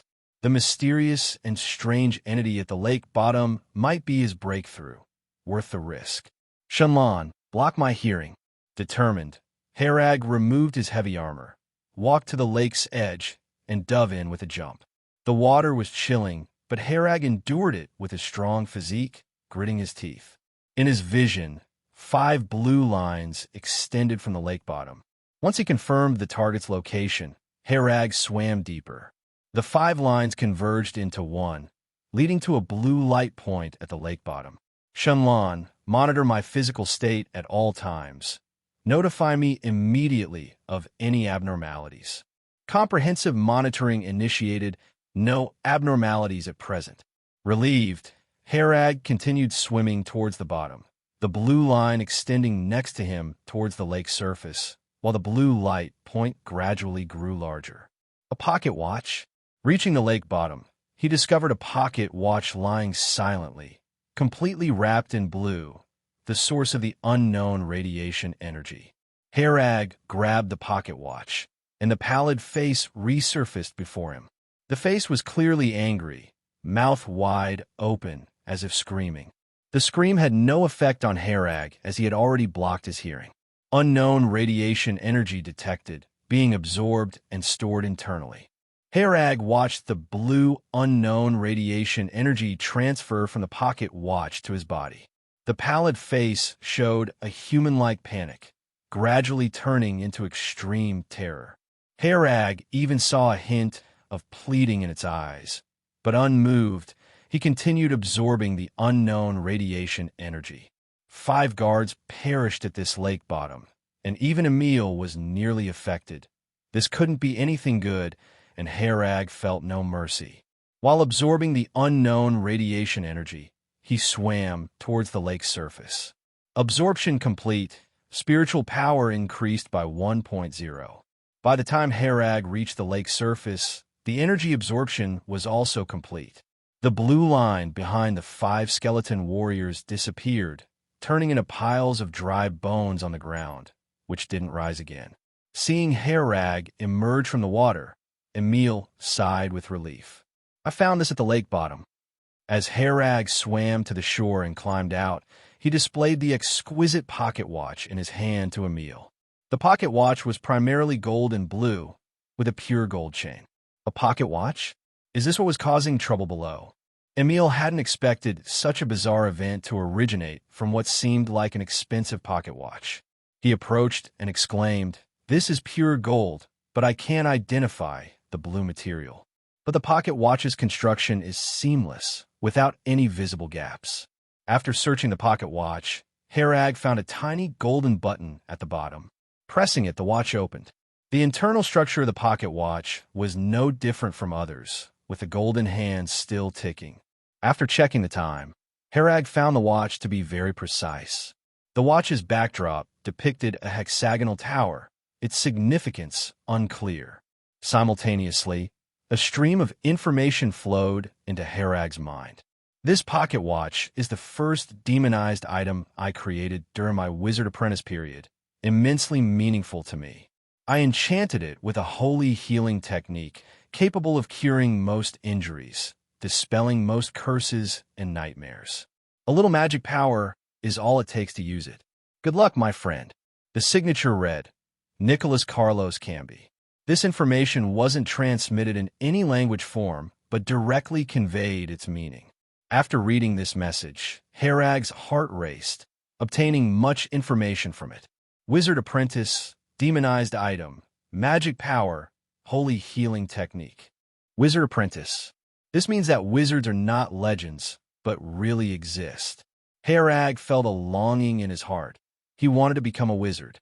Shenlan, temporarily named the unknown radiation energy as magic power. Naming completed. Herag, based on the information from the pocket watch, guessed that this unknown radiation energy was magic power. What puzzled him was why his body could absorb and store magic power, even though he never learned anything about wizards. Shenlan, how much more magic power can my body store now? Fully stored. Consider the current magic power as 100% and add magic power into the personal body data. Herag Merlin, Power 2.0, Agility 1.6, Constitution 2.2, Spirit 2.5, Magic Power 100%. Herag really wanted to try the holy healing technique enchanted on the pocket watch, but he wasn't sure how much magic power it would consume and whether the magic in his body was sufficient. Another problem was that he temporarily had no other sources of magic power. The magic power in his body would decrease with use, and he didn't think he would get another demonized item like the pocket watch in the short term, so he had to use it sparingly. Nicholas Carlos Camby. Herag silently committed the name to memory. He did not know why this wizard's pocket watch appeared in this place, and had existed for at least 40 years since the guard disappearance incidents began 40 years ago. From Nicholas's intent, the pocket watch should not have that face attached to it. From Herag's perspective, that face looked more like it was residing on the pocket watch and had acquired some extraordinary power from it, leading to subsequent events. I just heard that scream again. It came from under the lake. I thought you were in trouble, Emil said. Herag shook the pocket watch a few times. That scream had no effect on me, so I dared to go down there. It seems the nasty thing on it is gone. This must be a treasure. Its intrinsic value alone is extraordinary. You better keep it safe, Emil praised. This thing must still be hiding many secrets. Herag hung the pocket watch around his neck and tucked it inside his clothes. The two of them gathered the scattered bones from the ground. Since it was impossible to tell which bone belonged to whom, they buried the bones and armor together. Those 5 missing guards finally had a resting place. By the time they finished, it was sunrise. The sun peeked over the snow mountains, its rays piercing through the darkness of the pumpkin farm, dispelling all gloom. When Herag returned to the farm, he saw Massimo standing at the gate, holding a broken lock, cursing, "Damn 2 brats. I gave you the keys." Emil could only bow his head and apologize, while Massimo muttered incessantly, "I didn't expect you to return." The others disappeared in the middle of the night and then vanished, Massimo said after tiring of his scolding, looking at the two with a peculiar gaze. "We found those 5 missing guards," Herag said as he approached. "You found them?" Massimo was very surprised. "In the lake to the north. We've buried them in the woods by the lake," Emil said. Massimo looked nostalgic, as if recalling something. "It's good that you found them. Good that you found them." More than half a month passed. The weather grew colder, and the whole pumpkin farm was covered with white snow. A glance revealed a silvery scene. Herag walked through the forest covered with thick snow, holding a rabbit in his hand. There were few animals active in the winter. Hunting was difficult. Emil had been in a bad mood lately, often shutting himself in his room for an entire day. Herag knew the reason. Melissa's wedding date was fast approaching. When people in love can't be together, such things always leave one helpless. Herag was grateful he didn't have such troubles. He just wanted to return to the castle and find a way to connect with wizards. Since he could absorb and store magic, it showed he had the potential to become a wizard. Emil didn't have any information about wizards, so he could only ask Baron Buck when he returned. While Herag was thinking, he suddenly heard movement from afar and stopped to listen carefully. Horse hooves, quite a few people. His mind immediately went on alert as the sound came from the west, which was the direction of the Bayhad territory. Herag climbed to a high point, scanning the distance, and saw a fully armed group riding quickly along the mountain road at the foot of the mountain. This group was approaching fast, seemingly intending to cross the pumpkin farm and then advance over the Jade Mountain range to attack the castle. And a few days later was Melissa's wedding date. After confirming the situation, he immediately returned to the farm to inform Emil, as now only he and Emil had combat capability at the pumpkin farm. At the farm, Emil and Herag armed themselves completely. I originally thought Bahar had given up, but their invasion at this time means things are not that simple, Emil said in a deep voice. Herag brought 6 bags of arrows and said, "Let's go." They probably didn't expect anyone to defend the pumpkin farm. "We'll wipe out this group first and leave one alive for questioning." "Let's go." Emil mounted his horse, eyes filled with a murderous aura. He had been in a bad mood lately, and these people seemingly aimed at Melissa fired him up even more. Herag and Emil quickly arrived at the Western Mountain Pass, the only path. They took the high ground, preparing to attack from above. Herag readied his fine steel bow, poised to strike. He had already returned old Henry's longbow, which was hung on the wall as before. However, he was the one maintaining the longbow now, since old Henry was bedridden. This fine steel bow required great power to draw, and its lethality and range were incomparable to a wooden bow. 14 people in total, fully equipped, led by a knight-level warrior, with armor bearing the Simon family's crest. Herag assessed the enemy situation. An armed force from one territory entering another's fully prepared meant war, needing no other excuse.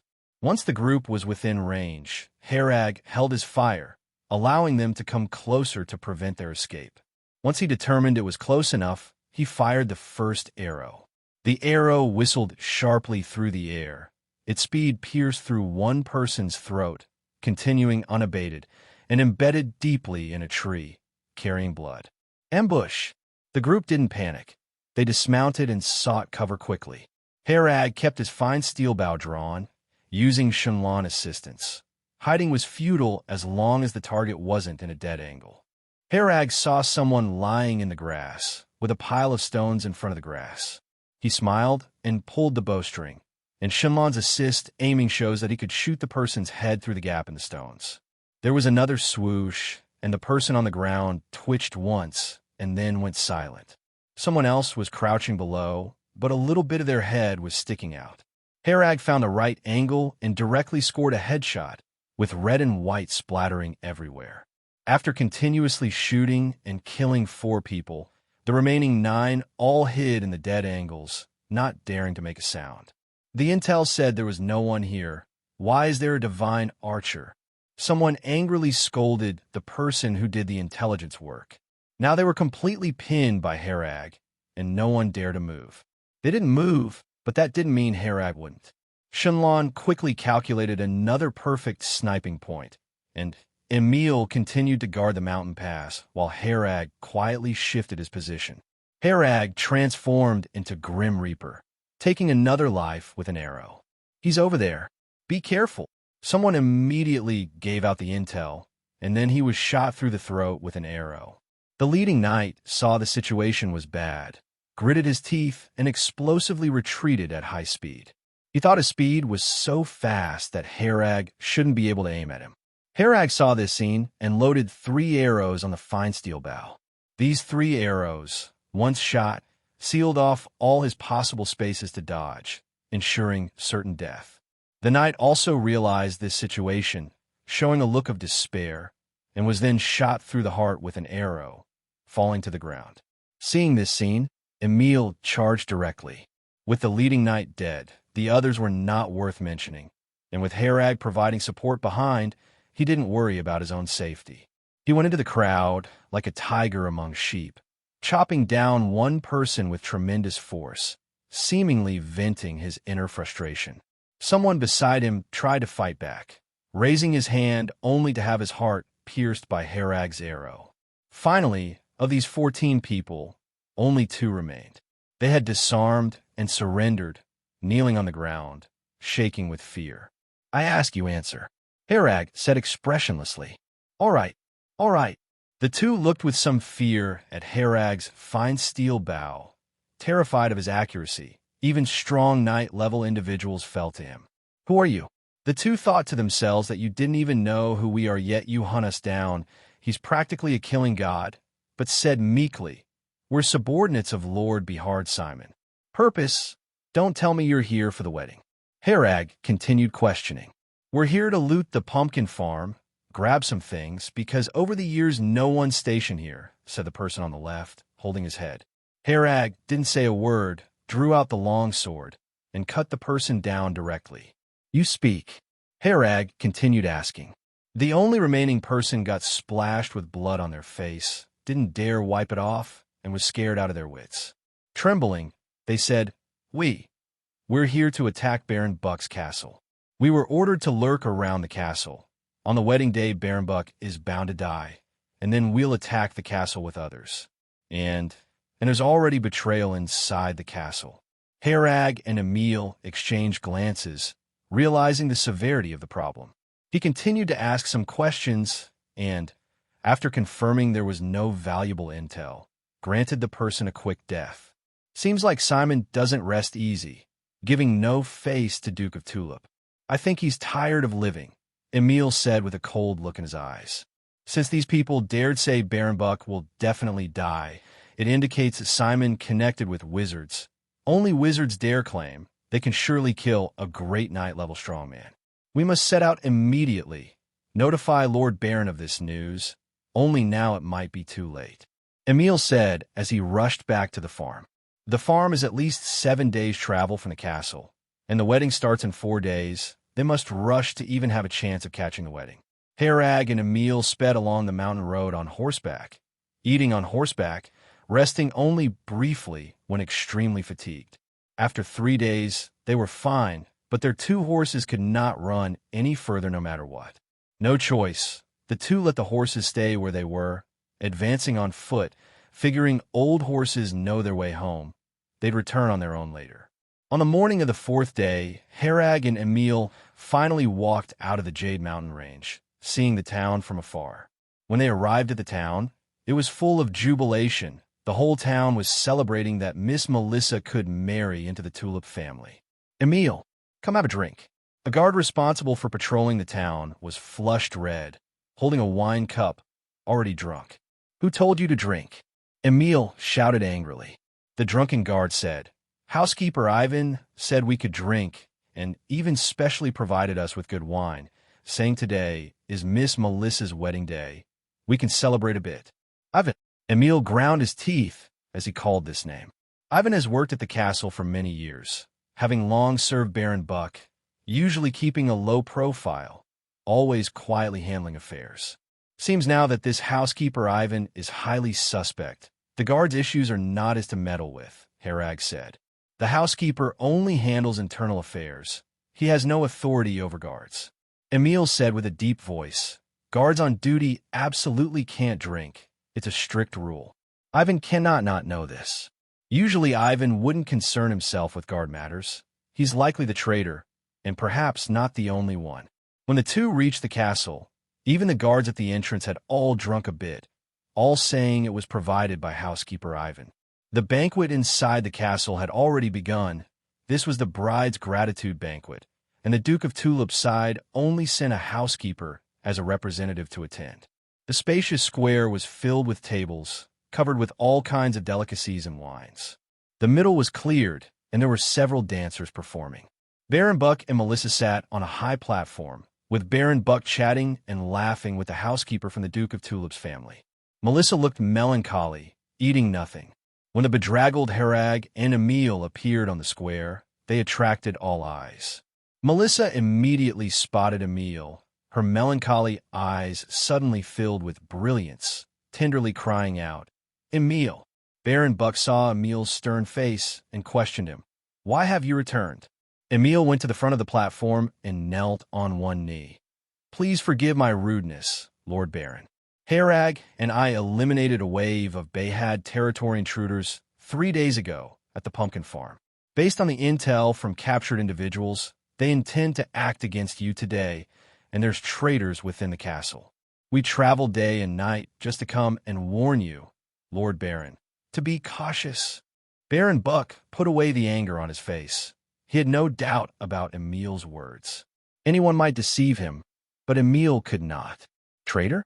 I know. There have always been traitors in the castle. But what can he do to me? Baron Buck stood on the high platform, surveying the surroundings with oppressive eyes. No one dared to meet his gaze. He had relied not on the number of guards, but on his own great knight strength to lord over Dur Valley for so many years. Clop, clop, clop. A strange sound of hooves echoed in the quiet banquet hall, sounding much like horse hooves, yet upon closer listening, it was different. A brown-haired man in a black robe appeared in the banquet riding a strange creature, which was hairless with silver-white skin and had bat-like wings on its back. The brown-haired man had a simple face covered with freckles, and he smiled. Sorry for being late. I was handling casting materials. I'm Malcolm O'Neill from Green Cottage. Malcolm dismounted from the creature and patted its head encouragingly, saying, "Well done. Go now." Seeing the strange looks from the people around, he laughed. "Oh, most of you probably haven't seen it.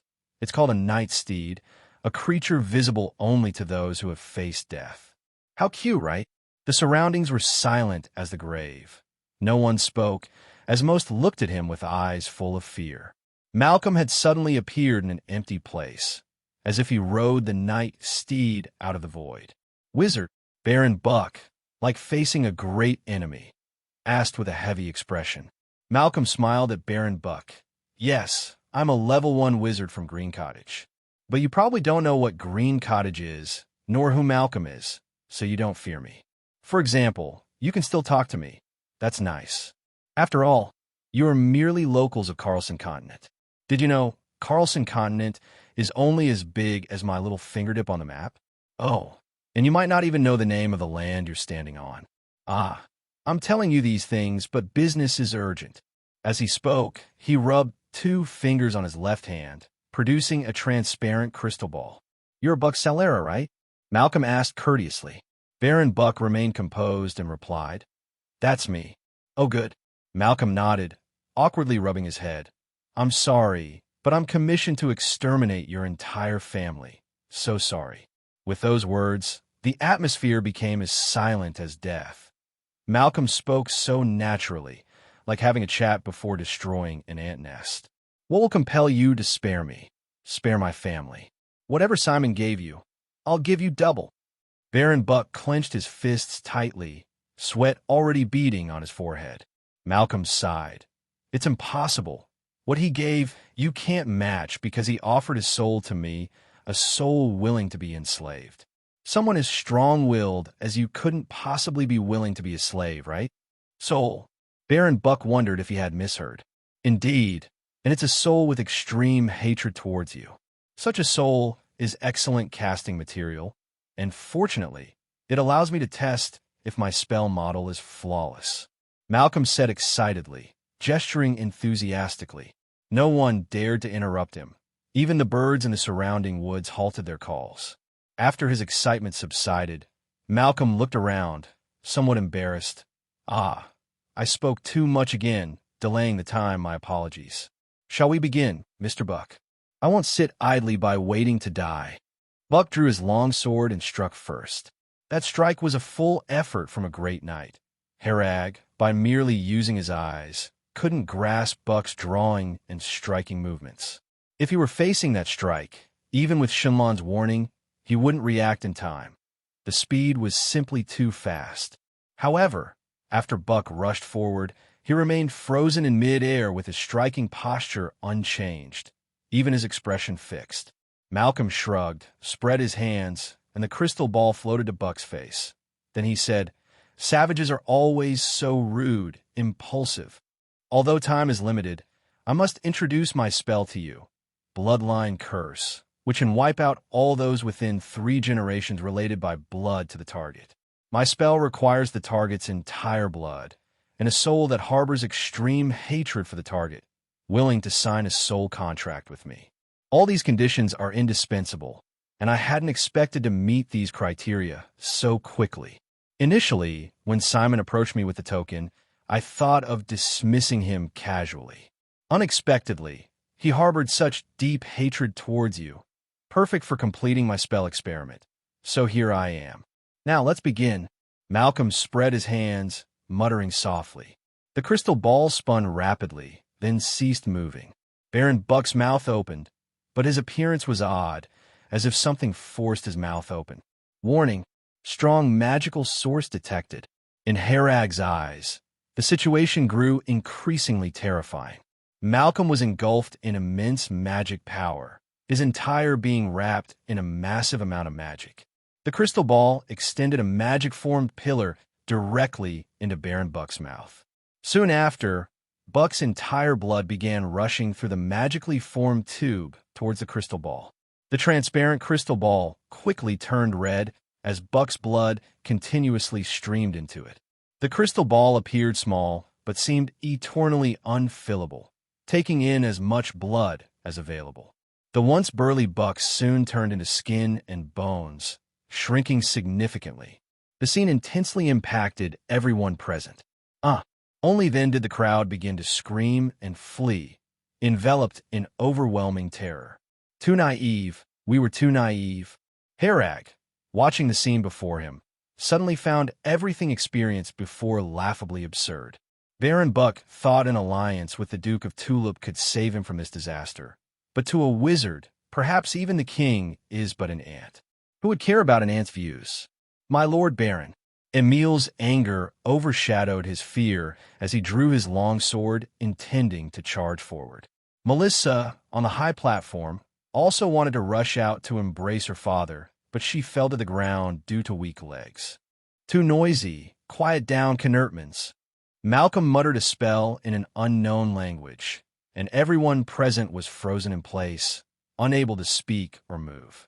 He said with some dissatisfaction, "Magic is the most perfect art, and watching an artistic performance requires silence." Detected magical restraint, attempting to break it with magic power, Shenlan suggested. "No need. Hold your current position," Herag instructed, knowing that forcibly breaking the restraint now would definitely catch Malcolm's attention, which would be suicidal. The blood is drained. Time for the next step. Baron Buck, suspended in midair, fell to the ground, a pile of flesh and bones barely recognizable as human.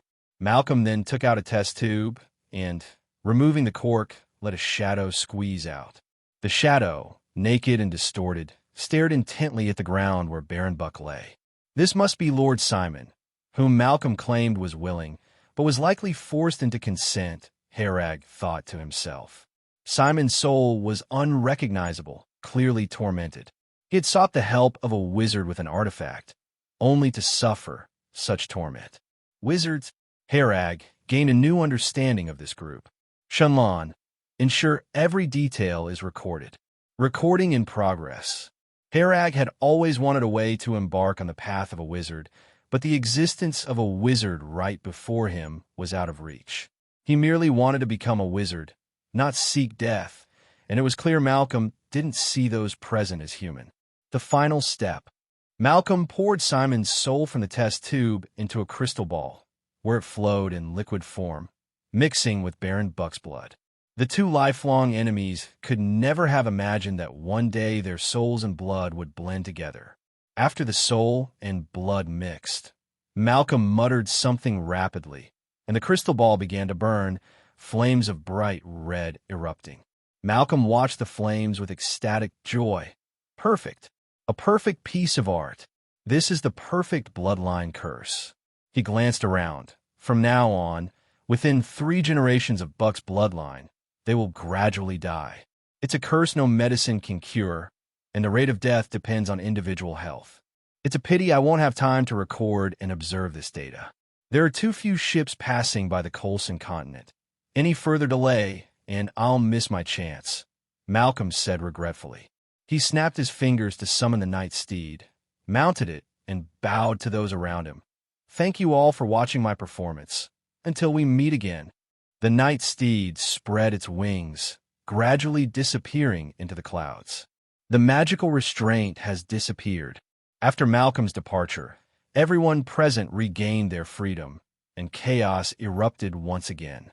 Many screamed, rushing out of the castle, and in their haste, many fell, crawling desperately towards the castle gates, fixated on leaving the place. On the high platform, Baron Buck's 2 youngest sons wailed in agony. Their bodies were covered with blood-red patterns, clawing at their heads until their flesh bled, oblivious to the pain, their expressions filled with despair. "God, Jim!" Melissa noticed their unusual state and ran over, screaming, to hold her two brothers. Melissa, sister, God, and Jim suddenly bled from all 7 orifices, collapsing limply. "Ah!" Melissa held her two brothers in agony, crying bitterly. Soon after, Baron Buck's sister, youngest daughter, uncle, and others began to exhibit blood-red patterns all over their bodies. Without exception, they all bled from their orifices and died. Melissa sat weakly on the ground, watching as her relatives fell one by one, overwhelmed by grief and despair. Emil ran over, hugging Melissa tightly. Herag followed, noting the peculiarity that although Melissa was unharmed by the blood-red patterns. "Emil, Melissa looked at Emil, crying more sorrowfully than ever. Her expression suddenly turned to terror. "Emil, what's wrong?" Emil asked in confusion. Blood-red patterns started appearing slowly over Emil's entire body, identical to those on Baron Buck's kindred who collapsed. Emil stared at his hands, terror and confusion filling his heart. Herag quickly checked Emil's condition. "Why do you have the bloodline curse patterns? Are you within 3 generations of bloodkin to Baron Buck?" Miss Melissa is unharmed, which means she lacks a blood relationship with him. But Emil, you're actually related by blood to Baron Buck. Emil and Melissa were thrown into confusion. Emil said, "I'm an orphan, taken in by Lord Baron Buck." Understanding dawned on him. Baron Buck had deceived him. It was likely he was Buck's son. And Melissa, for unknown reasons, wasn't Buck's daughter. Why is this? Melissa looked at her still fair hands, thoroughly baffled. The answers possibly lay only with the pile of bones that was once Baron Buck. Or perhaps, not even he knew Melissa wasn't actually his biological daughter. The noble circle is truly tangled. Herag remarked with exasperated resignation. "Cough, cough."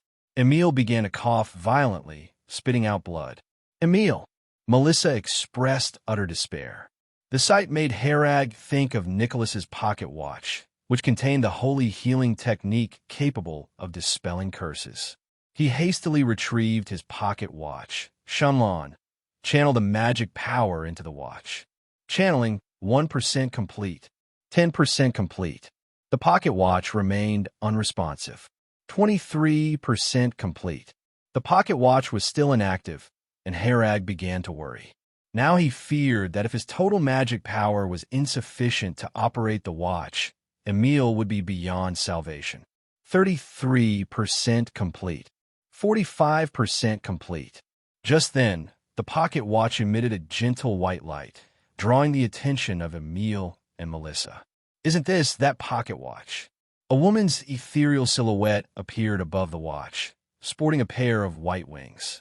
As the figure gazed at Emil, she slowly opened her mouth, releasing a beam of white light. The light dispersed into a white mist, drifting onto Emil and merging into his body. The blood-red patterns covering Emil's body began to fade, growing lighter until they vanished entirely. The silhouette on the watch gradually dissipated as well. Herag put away the pocket watch. This holy healing technique was even more powerful than he imagined. Such a terrifying bloodline curse was actually dispelled as well. Casting the holy healing technique once consumed 45% of his magic power, and he had just enough left in his body to cast it one more time. Emil thought he was sure to die. Herag explained, "There's a spell on this pocket watch that can just dispel the curse." "I see. It seems that magic isn't entirely that horrible." Emil's mood had not yet recovered. Everything he had just experienced was enough to cast a shadow over his life. There was almost no one around anymore, only a ground full of corpses. Other parts of the castle were very chaotic, with shouts of killing and cries. A tree falls and the monkeys scatter. After Baron Buck fell, apart from those who had originally ambushed outside, even the guards and servants inside the castle were rushing to carry away the valuable things inside. In the entire castle, except for Melissa, all of Baron Buck's blood relatives were dead, which was equivalent to no owner. and Melissa was still in immense grief now, and it was unclear if she could ever recover in this lifetime.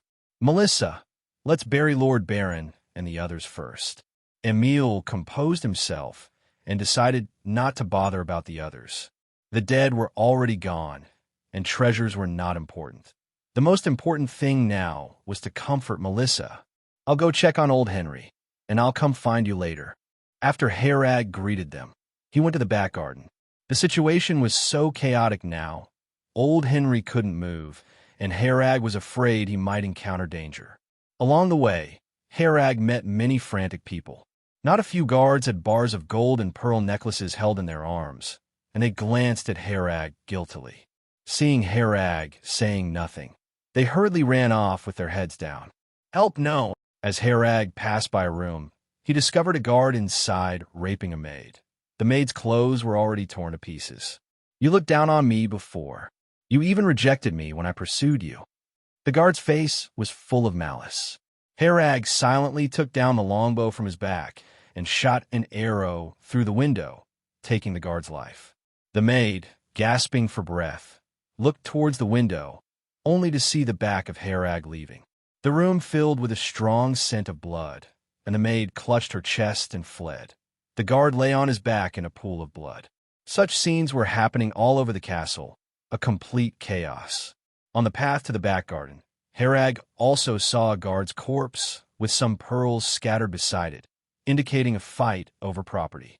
In the back garden, a person hurried out, and when Herag looked closely, it was Mary who took care of old Henry. "Mary!" Herag shouted. Mary shuddered in fright. Looking even more alarmed when she saw Herag, she turned and fled. An old lady like her couldn't outrun Herag. It only took him 2 steps to catch up with her. "Why are you running? Where is old Henry?" Herag demanded. Mary's eyes were shifty, not daring to look at Herag. He fell asleep. "Asleep? Come with me to check." Herag grabbed Mary's neck and walked her towards the back garden. Inside the house, the boughs still hung on the wall, and old Henry lay on the bed, looking indeed as if he were asleep. A cup of wine was placed beside the bed, seemingly the wine given out today. As Herag approached, he realized old Henry was already without breath. "How did he die?" Herag asked. Mary stammered nervously. "He had a cup of wedding wine this morning, and then he fell asleep. I didn't pay it any mind. Later on, when chaos erupted in the castle, I went to call him and found out he had already passed away." Shenlan, detect the cause of death. Detection complete. Natural death, no possibility of murder. Herag felt somewhat relieved. At least he passed away without pain. "You may go." Herag released Mary. Mary backed away while constantly watching Herag, afraid he'd suddenly start killing. Outside, many footsteps were approaching, along with a voice Herag found somewhat familiar. "Melissa isn't dead. I don't know why she survived. Come on, I'll lead the way. She's currently only with Emil. Master David, tonight you can lay your enemy's daughter under you." Housekeeper Ivan's voice. Herag climbed onto the back garden roof and observed. Ivan, with a fawning expression, followed behind a young blond man, and behind them was a team of fully armed men. Among this group were a full 4 night-level experts. Herag quickly reached the banquet square via the rooftops. Emil and Melissa had just finished tending to their dead kin. "Emil, Ivan is bringing..." Herag relayed what he had seen. "David, that should be Simon's eldest son. I'm going to kill him," Melissa said, emotionally charged. Emil held her and said, "You hide first. Herag and I will handle this." Melissa surprisingly calmed down. "I'll wait for you."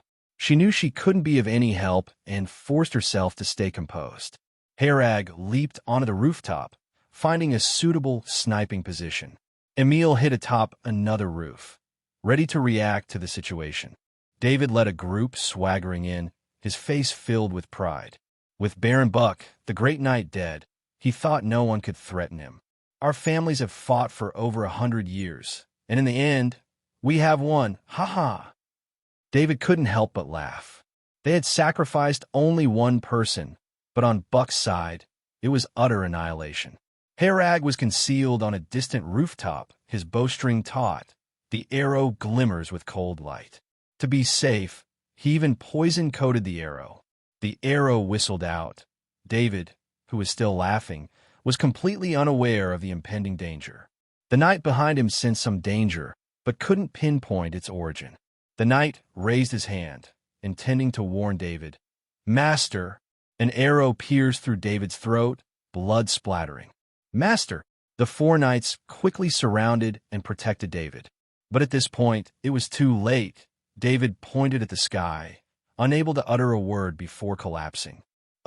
Housekeeper Ivan clutched his throat in horror, blood bubbling from his mouth, and he fell too. "Take cover!" someone shouted. The crowd began to disperse, each seeking shelter. It was at this moment that Emil descended from the rooftop, with Herag providing long-range support. They were already very familiar with this coordination. With Herag's 100% accurate archery, combined with Emil's extremely powerful melee ability, this group was completely outmatched. Just 10 minutes later, Herag put away the fine steel bow and joined Emil in cleaning up the battlefield, ensuring none remained who hadn't been fully dealt with. "Captain Emil!" Guard Jimmy rushed over with 8 others. The group was covered in blood, and some were injured, appearing to have just been through a fierce battle. Herag asked, "You didn't leave?" Jimmy laughed. "We're not like those heartless folks. Just took out some of Bahard's men. We have nowhere else to go. Might as well continue following Captain Emil." Emil didn't speak. He hugged each of the guards one by one. "Let's first bury the Lord and the others," Emil said after a moment of silence. Jimmy asked, "What about those who stole the stuff?" "We need to leave here quickly. With the Lord gone, the ownership of Dur Valley is uncertain, but it certainly won't fall to Miss Melissa. If Miss Melissa stays here, she will be in danger as she obstructs the interest distribution," Emil explained. Everything of Baron Buck's family was dead, and the barony title was non-transferable, but the existing wealth could be inherited by Melissa. Judging from the bloodline curse spell, Melissa is likely not the biological daughter of Baron Buck, while Emil might be. But none of that matters anymore. Melissa is a nominal heir. Who actually inherits depends on the power struggles among the parties involved. Melissa now has neither strength nor influence, and just surviving would be challenging enough. She can't hope to compete for the land, mines, and other wealth of the territory. Jimmy and these few knights choosing to follow is actually quite a risky decision. If someone decides to get rid of Melissa, they would all die with her. Herag returned to the rear garden, glanced at the well-tended flowers and plants, and sighed, "Old Henry, I don't have time to help you with these plants. In a short time, there probably won't be a new owner for the castle. Let these plants grow wild." Old Henry had long prepared a coffin for himself, and Herag carefully carried it out from a shed, gently placing Old Henry inside. Herag glanced at the longbow on the wall, thought for a moment, then took it down and placed it into the coffin as well. While sorting through Old Henry's belongings, Herag discovered that the silver coins he had given him before were all kept in a pouch, none spent. The back hill of the castle. Herag's group dug a series of pits here, burying Baron Buck's family and Old Henry. The tomb of Henry Brand. Herag erected a gravestone for Old Henry, fulfilling a promise he made when he first borrowed a bow. At the foot of the hill, 3 carriages were already parked. Melissa was directing the guards to categorize and load the items onto the carriages. She appeared composed, only her eyes remained red. A lot of the castle's valuables were plundered, but some hidden caches remained known only to direct descendants like Melissa. These assets would afford her a wealthy life for the rest of her days, but she clearly didn't just want to be a wealthy woman. Once everything was prepared, the convoy set out. Herag and Emil rode at the front, while Melissa lay asleep in the carriage.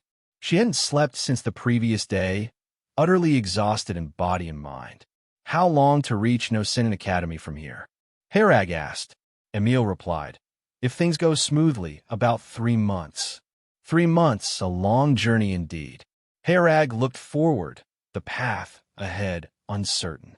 Their journey was to No Sinton Academy in Pearl Province, seeking the protection of Melissa's mentor, Master Claude.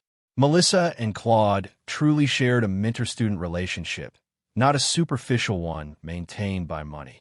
Across the entire Norton Kingdom, Claude was a revered figure, taking Melissa as a student due to her exceptional talent. In the end, Baron Buck was merely a baron, but the stature difference with Claude was vast. In the current situation, only Claude could protect Melissa. Herag, watching the sunset on the horizon, said, "After I help you reach No Sentin, I'll be leaving." Emil was surprised. "Leaving? Where are you going?" "I don't know, but I want to become a wizard, so I'll search for clues when the time comes," Herag said with determined eyes. After recent events, Herag yearned more than ever to grow stronger and become a wizard. He didn't want his fate controlled by others. Even the great knight of Baron Buck was powerless against a wizard. Herag would never forget Malcolm's gaze on everyone that day. It was as if looking at insects. "Then you could ask Master Claude when the time comes. He's the most learned person in the Norton Kingdom," Emil suggested. Visiting Master Claude was indeed one of Herag's goals. More importantly, he wanted to explore the Nocentan Academy Library. Having been in this world so long, Shenlan still hadn't had much substantial knowledge input. Shenlan's database was currently empty, lacking information about the world's history, culture, and geography. Herag specifically asked Melissa, and Nocentan Academy was the only place in the country with a library storing a vast collection of books. As the convoy traveled, the local people stopped to watch by the roadside. Some put their fists over their hearts, soon followed by everyone doing the same, seeing off Melissa's convoy. The events at the castle were no secret. Melissa had become the sole survivor. When Baron Buck was alive, he wasn't harsh to the people in the territory, at least ensuring none would starve to death. With the Lord now dead, the future leadership was uncertain. Whether it would be better than Baron Buck was also unknown. Initially, Jimmy and his companions had composed themselves, but witnessing this scene brought inevitable sadness to their hearts. This was the place where they grew up. Leaving this time most likely meant not returning. Melissa grew increasingly calm these days, but anyone could see she was holding back a fire, likely wanting to restore the family's glory. She didn't care whether she was Baron Buck's biological child. It didn't matter. She would always be part of the Sarah family. Half a month later, deep in the night, the convoy camped overnight in an open area. Herag lay on a haystack, gazing at the sky. As long as the sky was clear, the stars could be seen at night. The countless stars never ceased to amaze him.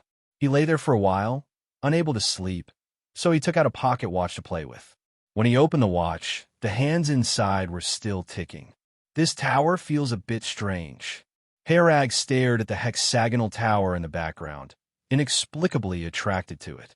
Herag had a sudden idea. "Shenlan, is there magic power on the watch?" "There is 4% magic power. It has been marked. Would you like to absorb it?" He was a little puzzled. "I remember I had absorbed the magic power on the watch. Why is there 4% again now?" After Shenlan marked the magic power, Herag saw countless blue dots on the watch's dial, continuously changing and flickering. "Shenlan, record all the changes of these dots and see if there is any pattern." Recording underway. Herag observed for a long time. There were a total of 1,000 dots on the dial, each flickering with some dots having magic power while others did not, forming a different array map each time. There must be some hidden information.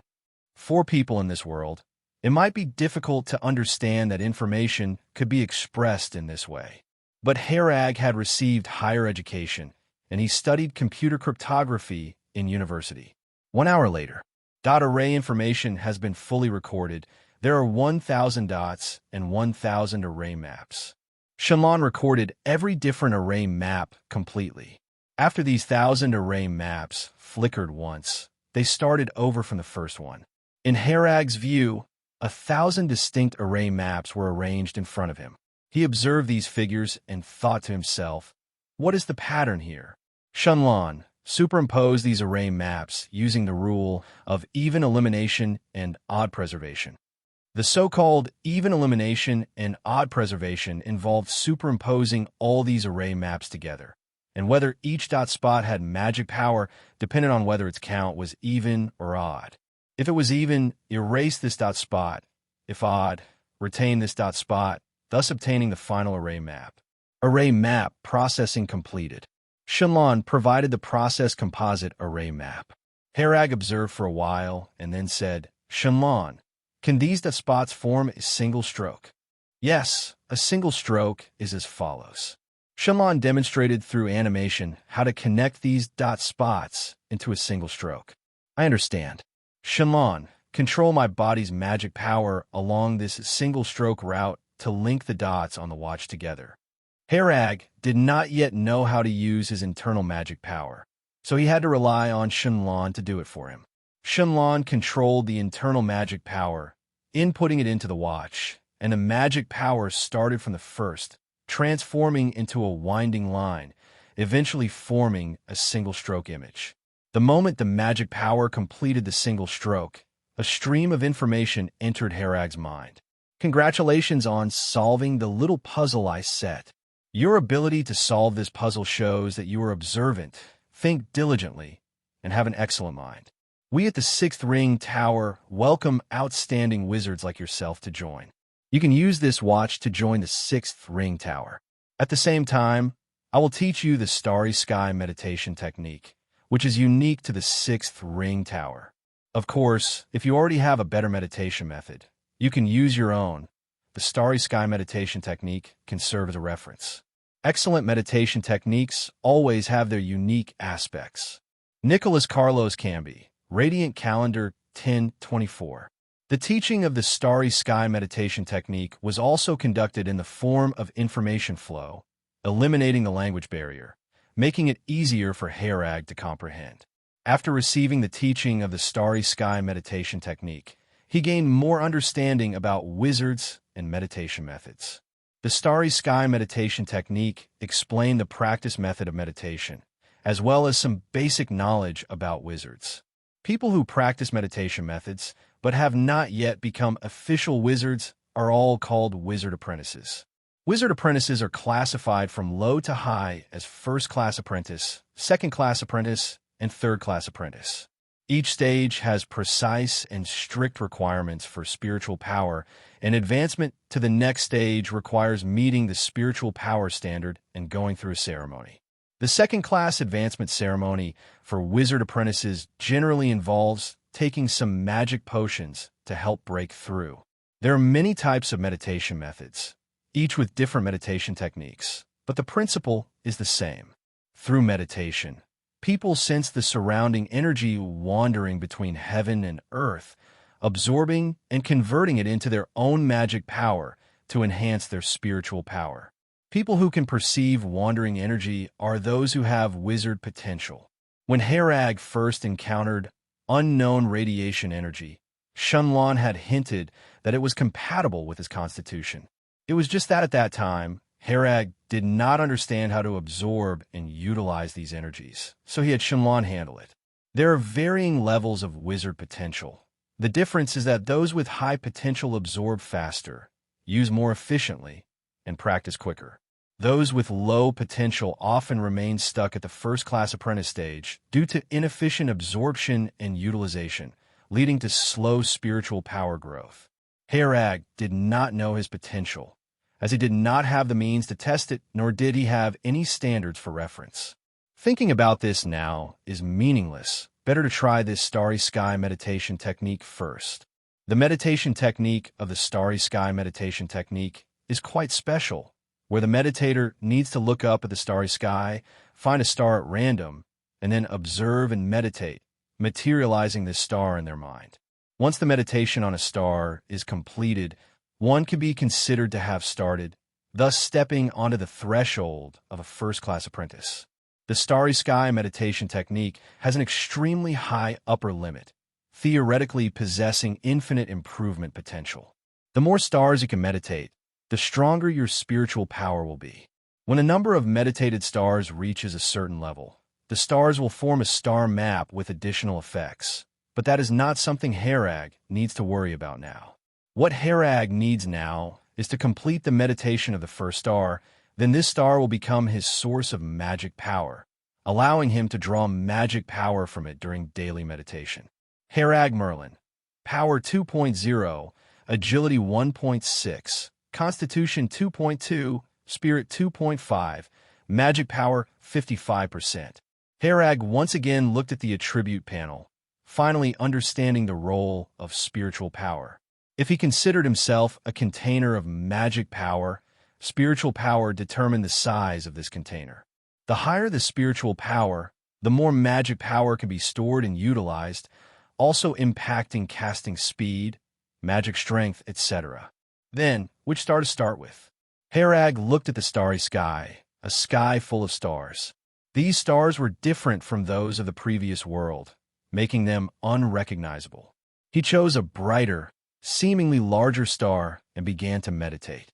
Herag attentively observed that star in accordance with the starry sky meditation technique, trying to imprint it in his mind. After a whole night, Herag opened his eyes. The image of the star was already a silhouette in his mind, some distance from completion. Too bad there isn't meteor grass to assist, otherwise the speed should be a bit faster. Herag sighed. General meditation methods have corresponding aiding potions that can speed up the meditative process and improve efficiency. The starry sky meditation technique requires an herb called meteor grass, which typically grows on fallen meteorites. Currently, I don't know where to find meteor grass, so Herag can only wait to inquire after arriving at Nosen Academy. Herag looked at the rising sunrise, feeling energized and refreshed, as if the fatigue from the journey had disappeared. He hadn't slept all night, but instead used meditation as a substitute.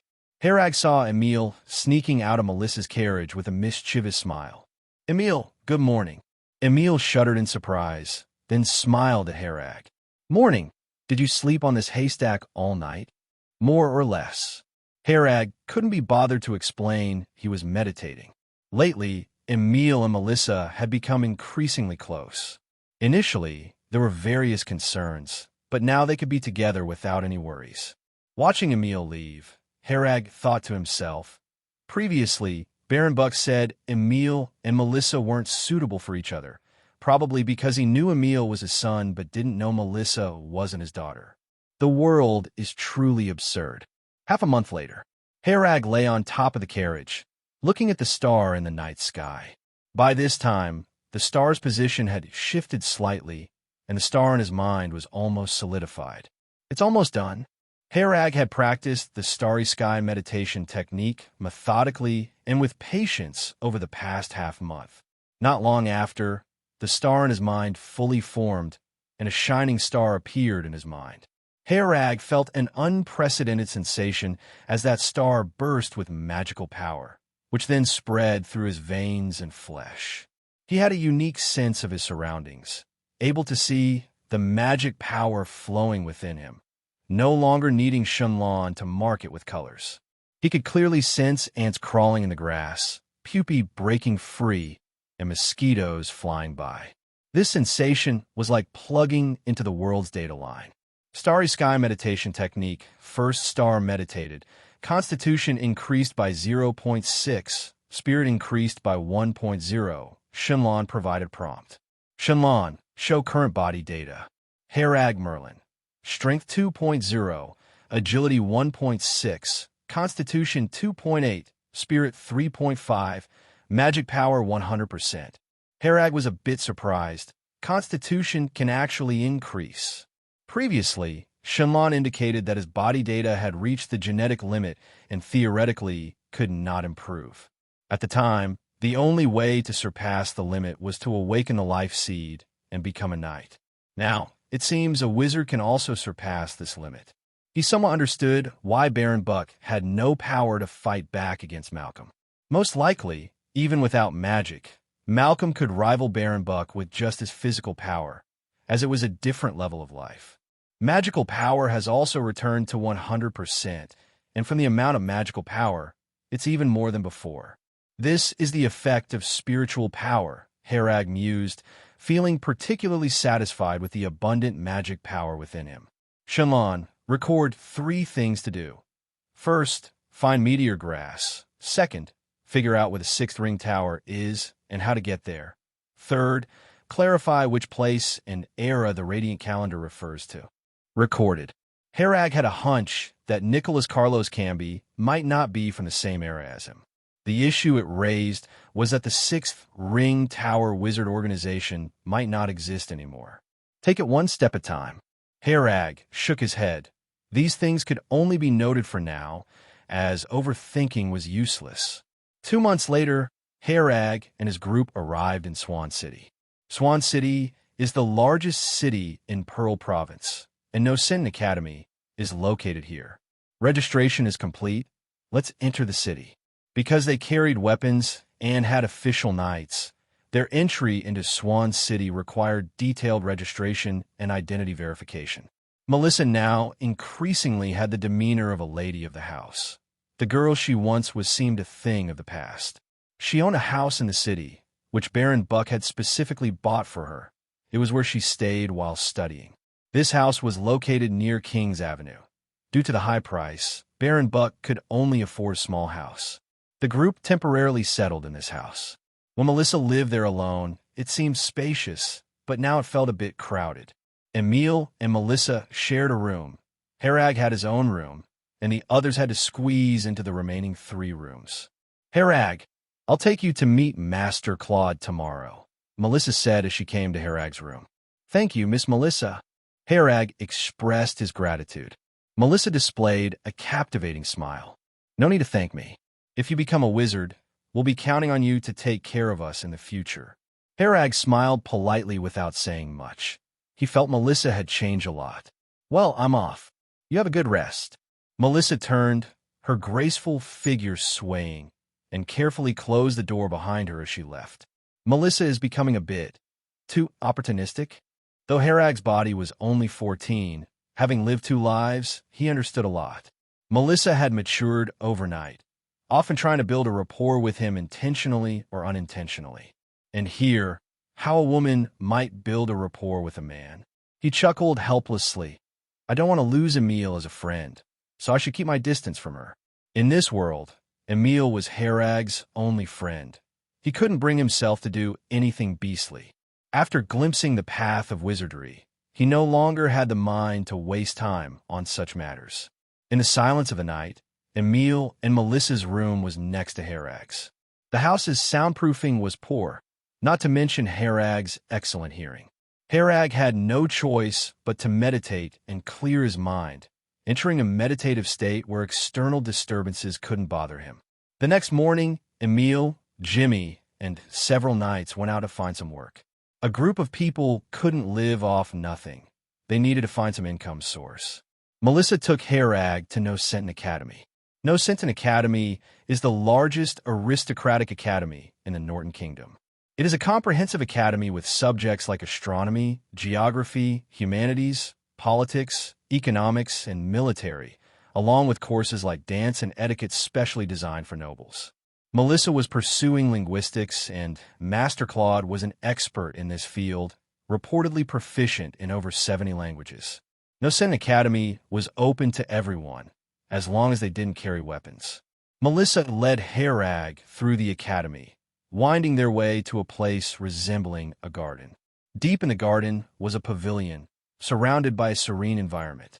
The 2 of them went to the 2nd floor of the pavilion, and Melissa knocked on the door. Professor Claude, I've come to visit you. Oh, Melissa, come in. Claude's voice was aged but full of energy.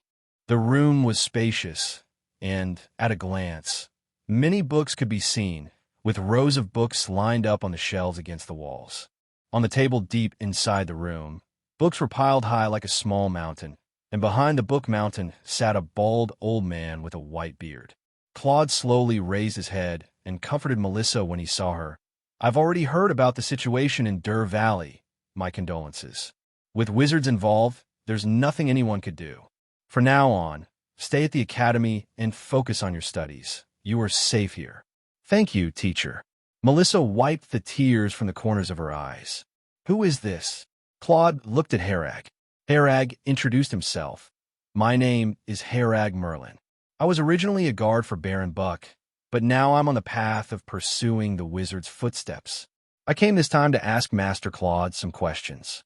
Claude was surprised, stood up, and asked earnestly, Do you have a wizard's aptitude?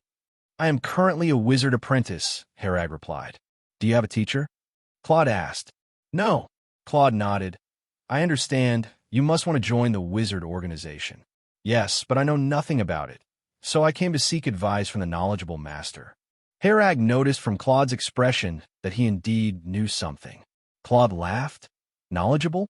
Compared to wizards, I'm just an uncivilized savage from a cave. You've come too late. The ship for wizard apprentices already left 3 months ago, and I don't know when the next one will come. It could be 3 months or even 3 years. 3 years. Herag recalled Malcolm mentioning before that the ships passing by the Colson continent were rare. Claude saw Herag's disappointment. The sea is full of unexpected situations, so the ship's schedule is never certain. There's no need to rush. Use this time to prepare well. You probably haven't studied the Sivir language yet. Sivir language? Herag had never heard of this language. It's an ancient common language, and if you want to walk the wizard's path, you must learn Sivir language. Claude said as he walked to the bookshelf and took down a heavy book. The language on the book cover was unrecognizable to Herag, but it looked somewhat like the English alphabet. This book is called Sivir General Language, and you can learn with me in the future, Claude said, handing the book to Herag. Herag took it and thanked him. Thank you, master. Claude looked at Herag with envy and earnestly said, Being young is wonderful. I once yearned for wizards too, but unfortunately I lacked the aptitude. If I could have a student become a wizard in my lifetime, it would be a dream come true. Herag, call him teacher. Melissa was very excited, frantically hinting with her eyes. Herag also realized, smiled, and said, Herag greets the teacher. Ha ha ha. Good child. Claude laughed heartily, stroking his beard. Melissa laughed and said, From now on, you'll have to call me senior sister. Then let's start the first lesson today, the introduction to Sivir language. Claude dragged out a blackboard from a side room and directly began teaching. Herag listened carefully. Sivir language was very similar to English, with 34 basic letters that combined to form different words, and the grammar wasn't complicated. He had the aid of Shenlan, so he learned very quickly. Sivir language database established. Shenlan recorded the relevant information of Sivir language. So now even if Herag doesn't continue learning, Shenlan could help him translate it. Such great talent. After 2 hours, Claude became more and more satisfied with this student. He had never seen a student learn a language this fast. He could only describe it as genius. Claude praised, Melissa is already a very smart child, but Herag is the most gifted student I've ever seen. Herag humbly said, Teacher's teaching is excellent. Teacher, I like to go to the library to look up some information. You can use my library card first. Just return it when yours is ready. Claude took out his library card from the drawer of the table. He had long stopped needing this thing. You didn't need a library card to enter the library. Facial recognition was enough. The library card was made of wood, crafted very elegantly. Herag suspected that only Claude's library card was like this. Ordinary students couldn't possibly use such good wood, as just the material itself would cost some money. At night, Herag and a group of people were having dinner together. Emil spoke up, We checked it out today. There's a mercenary guild here, and we're planning to take on some tasks. Some tasks offer pretty high rewards. Melissa worriedly said, High rewards indicate high risks too. You don't need to rush into earning money. Safety is the most important. Emil patted his chest. Don't worry, I'm an official knight, and with Jimmy and the others, who have worked together for many years, we can handle most tasks easily. If you need my help, feel free to ask, Herag proactively said. Herag, you should focus on preparing for the wizard's practice. Your future path is farther than ours, and you can't waste time on these mercenary tasks. Emil declined Herag's good intention, not wanting to delay Herag over money matters. Sometimes I need to stretch my bones too. The ship's arrival is uncertain, and there will be fewer and fewer opportunities to fight alongside you in the future. Herag poured a glass of wine, drank it to show respect first. The group drank until late, and only then did they disperse. Herag didn't rest, but continued to meditate while gazing at the starry sky outside the window. He was engaging in a meditation of the second star. Meditation on the second star was a bit slower than before, as without the assistance of meteor grass, the progress was too slow. As the night passed, while Emil and the others were still asleep, Herag had already arrived at the Nocentan Academy's library. The library was a circular 6-story high building, considered a magnificent architecture in this world. "You're not a student of our academy, are you? Do you have a library card?" The guard stopped Herag. Herag's demeanor was completely different from an ordinary student, easily distinguishable at a glance. The guard watched Herag vigilantly, feeling that the person before him was very dangerous. "I'm a student of Master Claude. Here is the library card." Herag presented Claude's library card. The guard checked the library card. It was indeed genuine, but he had never heard of Claude accepting such a student. "I'm sorry, you'll have to wait a moment. I need to verify this," the guard said politely.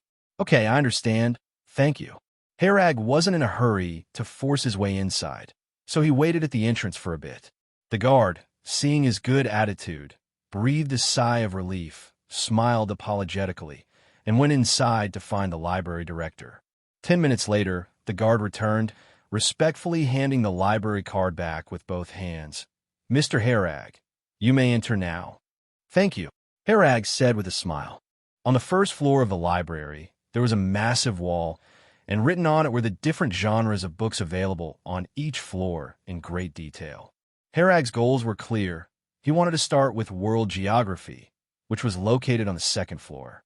As he ascended the stairs, he noticed a space resembling a study room on the first floor, with rows of tables and chairs.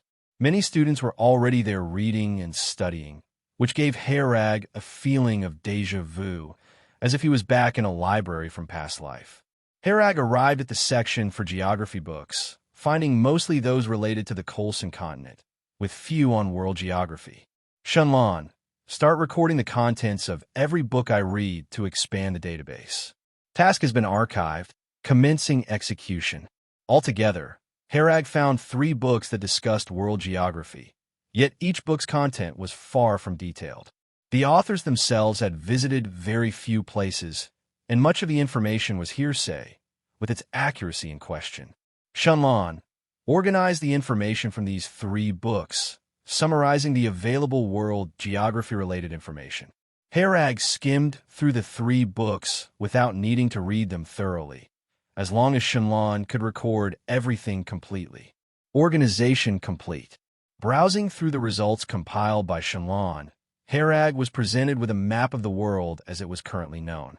The land he stood upon was called the Colson continent, estimated to be 15 million square kilometers. The continent closest to Colson was the Kar continent to the northwest. Between the Colson and Kar continents was a sea, the specific distance unknown, lacking supporting data.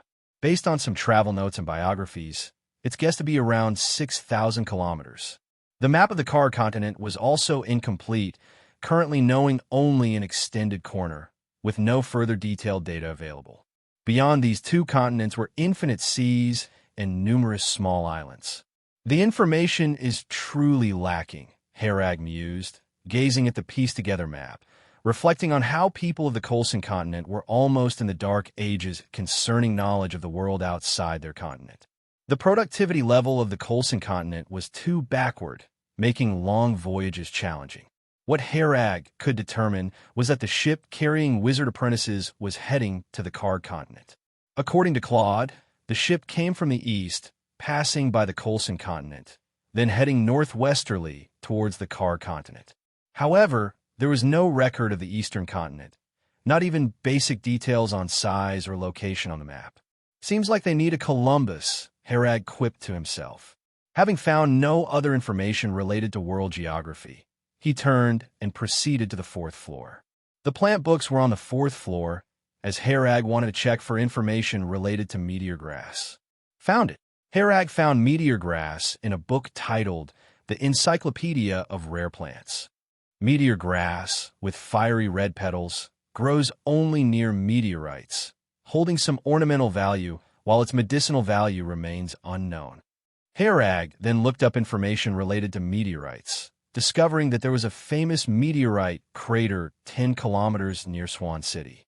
Slam!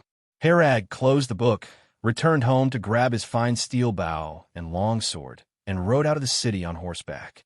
The meteorite crater outside Swan City was enormous, with a diameter of 500 meters, forming a circular depression on the ground.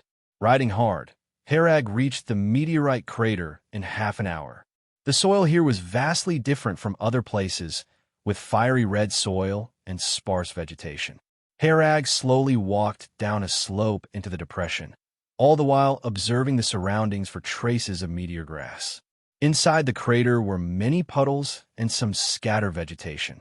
He roamed inside for quite some time before finding a fiery red flower at the base of the innermost mountain wall.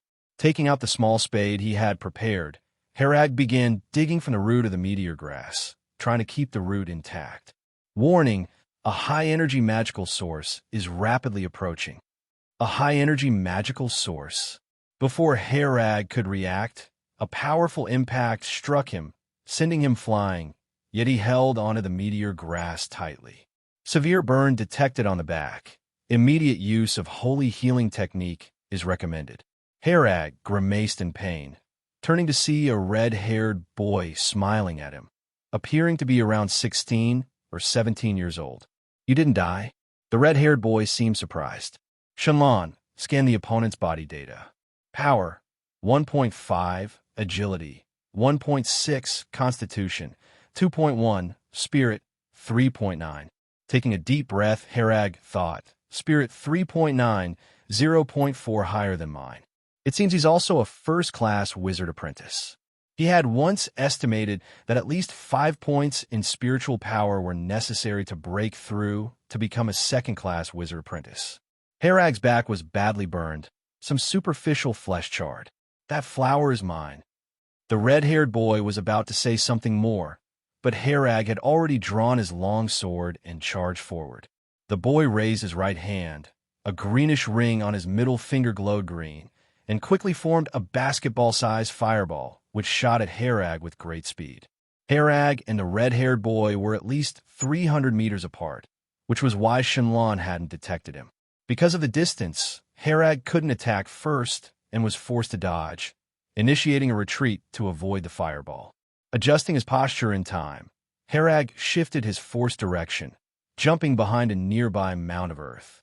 The fireball exploded where he had stood. "It doesn't seem to have homing abilities," Herag concluded. He drew his fine steel bow, knocked an arrow, and fired swiftly after peeking out. The red-haired boy reacted quickly, chanting, "Partial petrification." His left hand's skin color changed, becoming a grayish, stony texture. As the arrow flew in, the red-haired boy blocked it directly with his left hand. Sparks flew from the impact between the arrow and his palm. The red-haired boy seemed a bit angry. "It really hurts." Seeing this from behind the mound, Herag felt the situation was a bit tricky. Though possessing magic power, he lacked any offensive magic, putting him at a disadvantage. "Shenlan, disable my pain receptors." Disabled. Herag channeled magic power into his pocket watch, casting holy healing technique on himself, and much of the injury on his back healed. Remaining magic power, 70%. The red-haired boy sensed the magic fluctuation, eyes lighting up. "You actually have a demonized item. What an unexpected gain." He gloated. "So, you're also a wizard apprentice, yet you know no spells at all. Is it because your aptitude is too poor, or is your teacher's level too low? Although Colson Continent lacks wizard training resources, you should at least know some basic spells. And it seems your demonized item is healing auxiliary type. You're dead for sure." Shenlan, how long does it take him to cast partial petrification and fireball technique? Partial petrification, 1.9 seconds. Fireball technique, 2.5 seconds. Herag was calculating something in his mind, and, just as he observed, spells cast through demonized items were slower, while his own spells were a bit faster. A map appeared in his vision, an overhead view of the crater provided by Shenlan. The red-haired boy didn't act rashly, nor did he dare to approach Herag easily. Herag didn't dare show himself easily either. After all, the power of the fireball technique was too great, so he had to be cautious. Herag hunched down and circled to the side of the dirt mound, using the overhead view to ensure he stayed in the opponent's blind spot. The red-haired boy's senses were keen, noticing Herag's change in position, the ring on his hand faintly glowing green, always ready to attack. Herag's lurking spot came closer and closer to the red-haired boy. When he estimated the position to be about right, he knocked 3 arrows on his fine steel bow, then flashed out for a quick shot. As the 3 arrows flew out, he tossed aside the fine steel bow and drew his long sword to press forward. The red-haired boy's pupils shrank slightly, and while dodging to one side, he cast partial petrification on his chest area. 1 arrow landed where he had originally stood, 1 landed to the side, and the other hit the spot on his chest. Seizing this opportunity, Herag quickly approached, the cold gleam of the long sword already reflected on the red-haired boy's face. The ring on the red-haired boy's right hand flared with green light, and a fireball floated before him. At this point, he was only a few meters from Herag. As the fireball shot out, Herag neither dodged nor retreated. Instead, he accelerated forward, using the long sword as a shield. Bang! The fireball struck Herag's longsword, resulting in a massive explosion and spraying a shower of sparks. Looking to die, the red-haired boy sneered upon seeing Herag's actions. A figure rushed out of the sparks at great speed, his hair ablaze, clothes mostly destroyed, and burns on his shoulders and arms. Yet Herag seemed entirely unaware, charging forward with his sword towards the red-haired boy. The red-haired boy had a look of astonishment, a hint of fear rising in his heart. As he was about to cast partial petrification technique, he found the world before him rapidly spinning, finally seeing his own headless body, and his consciousness fell into slumber. Herag continued to strike vital points of the corpse several times before finally sitting down heavily and taking out the pocket watch. The white light flashed once more, and Herag's burns quickly healed, leaving only some noticeable scars. Remaining magic power, 40%. He had decided from the start to adopt a desperate fighting strategy. If he held back, there was a good chance the red-haired boy would toy him to death. The red-haired boy was clearly not prepared for a desperate fight. When Herag charged out enduring the fireball technique, it was too late for him to react. A wizard apprentice is human too. Being decapitated would mean death. Herag pulled the ring off the corpse, and like the pocket watch, as soon as he took the ring, a stream of information flowed into his mind. Sorlo's fireball ring, enchanted with level 0 spell, small fireball technique. Besides the ring, Herag found a few dozen gold coins and a book in the red-haired boy's backpack. Level 0 spell, partial petrification technique, detailed explanation. Herag found nothing else of value. He held the ring in his hand and injected some magic power into it. A fireball technique quickly formed, then directly hit the corpse on the ground. Remaining magic power, 5%. After using the small fireball technique, magic power was down to only 5%, and his brain felt extremely fatigued, as if he hadn't slept for a day and night. Herag gathered some dry wood nearby, adding it to the burning corpse, then left. From the red-haired boy's words, Herag understood the boy had a master. Herag didn't want to deal with the master after defeating the apprentice, so after destroying the corpse, he quickly departed. On the way back on horseback, he encountered a caravan. Herag, in ragged clothes, spent 10 copper coins to buy a set of clothes. His robust physique caught the attention of many women in the caravan. Some ladies even directly lifted the curtain of their carriage, inviting him in. Herag chuckled and politely declined, then changed clothes and nudged the horse into a gallop back to Swan City. Upon returning home, the house was empty. Melissa was likely at the academy at this time. He took out the meteor grass and cleaned it, following the record in the starry sky meditation technique, which required boiling water for consumption. A stalk of meteor grass could be boiled 3 times in water for effectiveness, after which the effect would become very weak. The crater, which covered such a large area, only yielded this one stalk, which Herag had obtained at great personal risk. Boil the water and consume. The water boiled with meteor grass turned a verdant green and had a pungent odor, making one doubt its drinkability. Herag took up the kettle and poured himself a cup. After it cooled a bit, he took a sip. The taste was indescribably nasty. Herag grimaced as he swallowed it, then began to meditate. The starry sky meditation technique did not require nighttime to practice. Observing stars once was sufficient, unless finding new stars to observe required nighttime. The effect of the meteor grass was evident as the stars in his mind solidified much faster. Herag estimated, based on this progress, that meditation speed was increased 5 to 6 times with the consumption of meteor grass. The difference in meditation speed with resources is huge. After meditation, Herag opened his eyes and picked up the book, Level 0 Spell. Partial Petrification Technique Detailed Explanation. This was the only spell book on the red-haired boy, and Herag guessed this was the only spell he knew. He opened the book and read carefully. The partial petrification technique was derived from a type of snake monster. If one made eye contact with this snake monster, petrification would occur. A wizard dissected the snake monster and researched the principles of petrification. Based on the research findings, the partial petrification technique was developed. The partial petrification technique could temporarily petrify parts of the body, enhancing defensive and offensive capabilities, without causing negative effects on oneself. Learning a spell required constructing a spell model first. The learner needed to solidify the spell model in their mind to use the spell freely.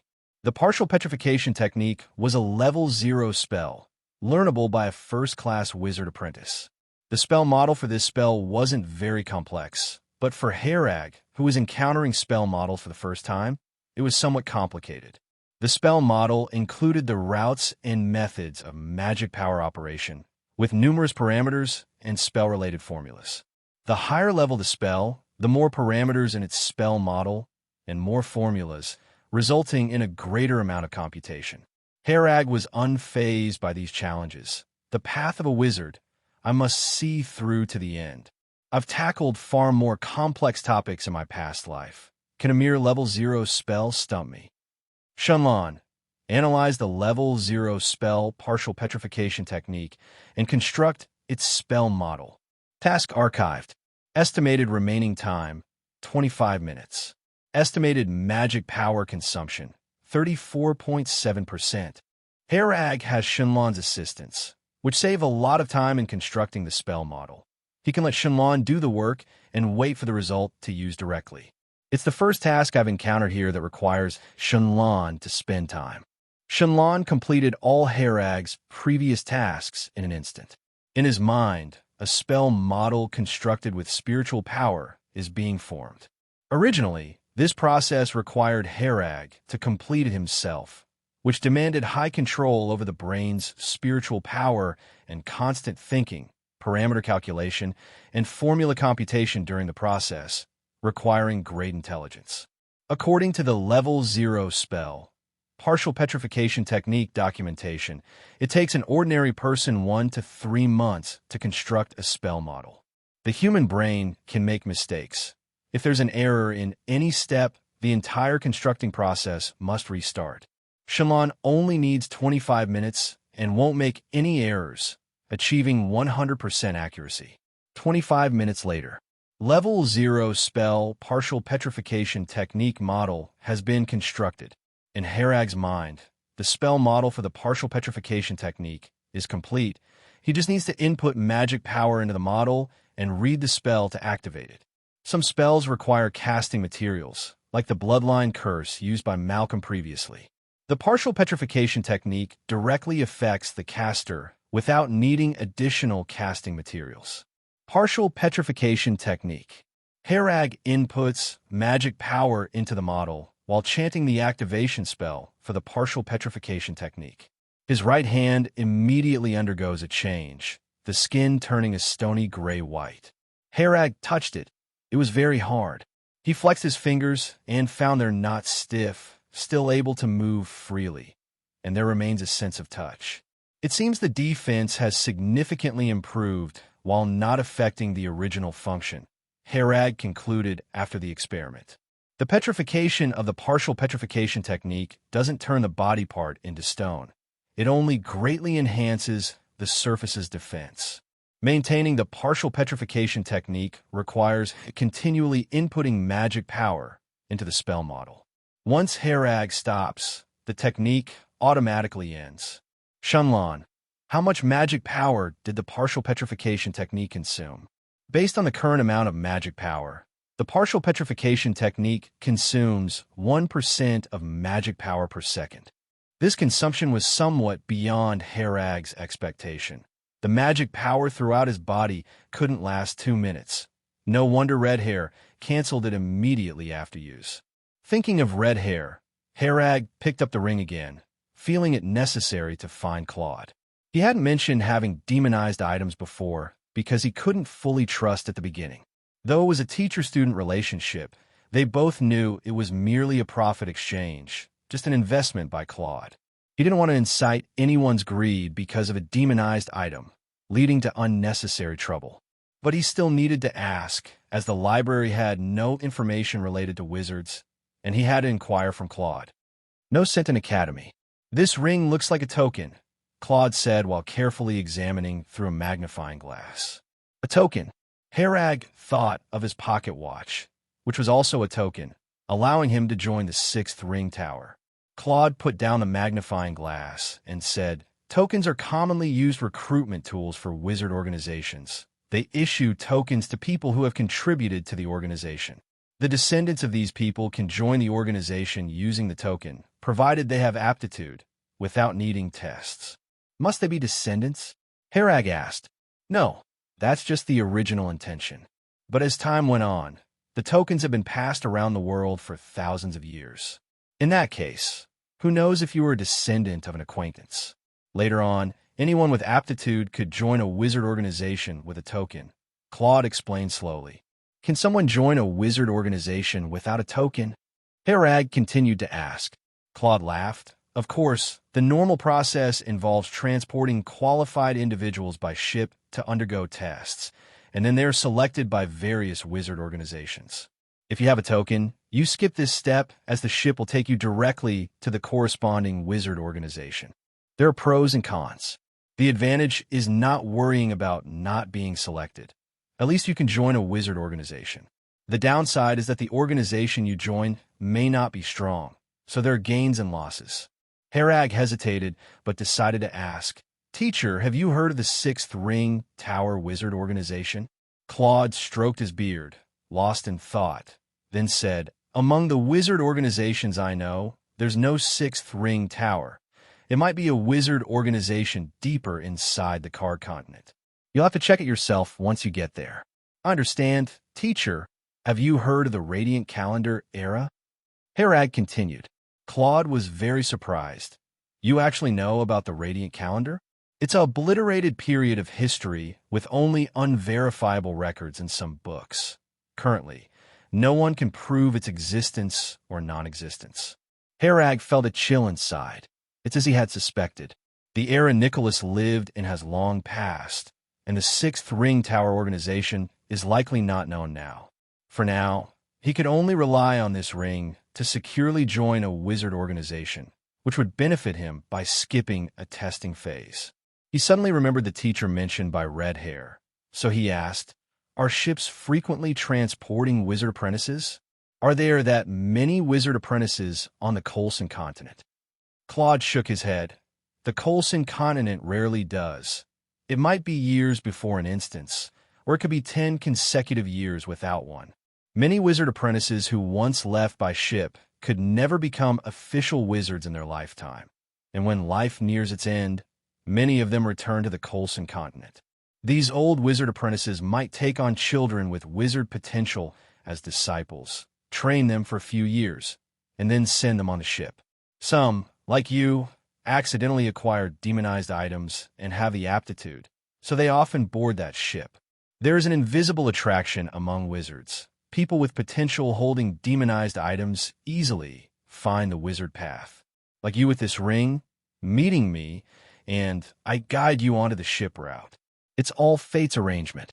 Even if you didn't meet me, you'd eventually find contact with wizard organizations through other means. This is the essence of token. It always brings fresh blood back to wizard organizations.